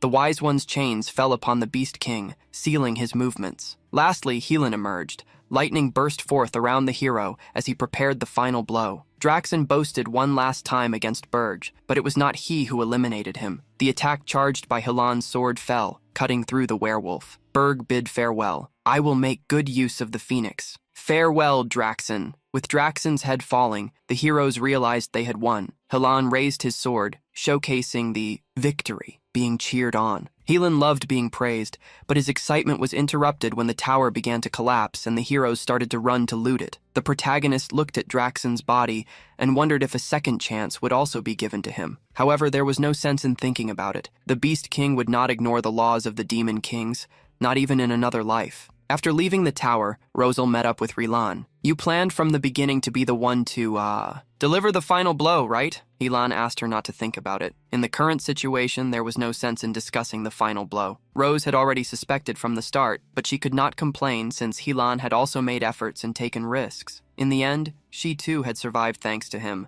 asserting that she would take the Beast King's body with her. Roselle questioned if he would complain. In a corner, one of the heroes called for Roselle to check the rubble of the tower. They had found the kidnapped prince, as well as a princess. As she approached, Roselle was shocked to recognize the princess. That girl with purple hair was Lavinia, the third princess of the Akan kingdom. The young princess woke up, rubbing her eyes, discovering the reason for Lavinia's presence. Roselle regretted. You came all this way to get materials to make a chimera? You're crazy. Roselle changed her attitude. Questioning whether the monsters had done something to her, the princess revealed that she had exchanged money for monsters. Berg had always wondered why Draxen had so much money, and finally discovered the reason. Rose took the princess away. He was quite curious. The princess had made a deal with King Farah to enter the tower alone and conduct research. She was truly crazy. At the Elders' meeting of the Heroes Guild, it was discussed how the Beast Tower was an important hunting ground. Despite the issue of location, with the sponsors keeping the 10-star heroes in check, it still managed to be profitable. One of the heroines claimed that someone who declared themselves to possess the power of the Phoenix had led the expedition to victory. Everyone was curious to know who such a hero was, but the information was that he was not affiliated with the Heroes Guild. A knight commented that, since the arrival of a Dark King in earnest, it was the first time another had been defeated. Things were getting harder. Therefore, the leader of the Heroes Guild ordered, begin investigating the identity of the Phoenix Bearer. In the banquet hall of the Ormos Kingdom, all the heroes who participated in the expedition gathered. The king cried while thanking Roselle. Wearing an eye patch, he drank a blue cocktail, enjoying the only good thing about the party. Hylan approached, praising her dress and informing that Princess Lavinia had returned to Akan. Roselle changed the subject. Where is Pale? I have something to ask him. Everyone around, upon hearing the name of Lord Pale, said they also wanted to see him. No one had been able to thank him yet. Ralph, wearing a suit, praised the Phoenix Bearer. Hylan, unfortunately, had to inform that Pale had already left. Upon returning to the tower, Berg was greeted by Gordon, who thanked him for his good work. Dressed as a maid, the assistant trembled while asking if Berg had really eliminated the Beast King. The protagonist confirmed that Gordon was shaking wildly, trying to understand how his master would deal with the consequences of his actions. Sitting on the throne, Berg stated that since Draxen had been eliminated, other kings would be in touch soon. He had returned early to avoid raising suspicion in case he was not at his post during the battle. Berg realized that he was still weak, even with Draxen using his last resort. He was already weakened from having faced the expedition earlier. Draxen's final attack had not caused much damage, not because of Berg's strength, but because of the power of the Phoenix. Jason was the first to contact Berg.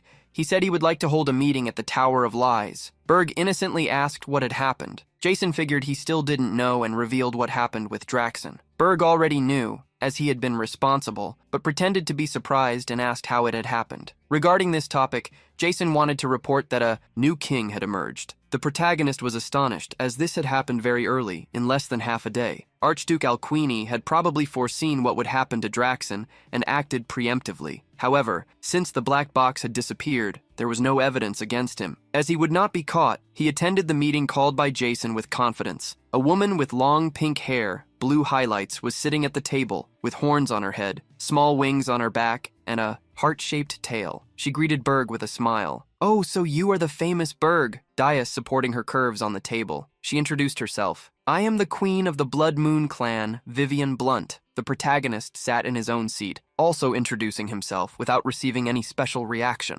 Vivian frowned. The Archduke had told her about Draxen.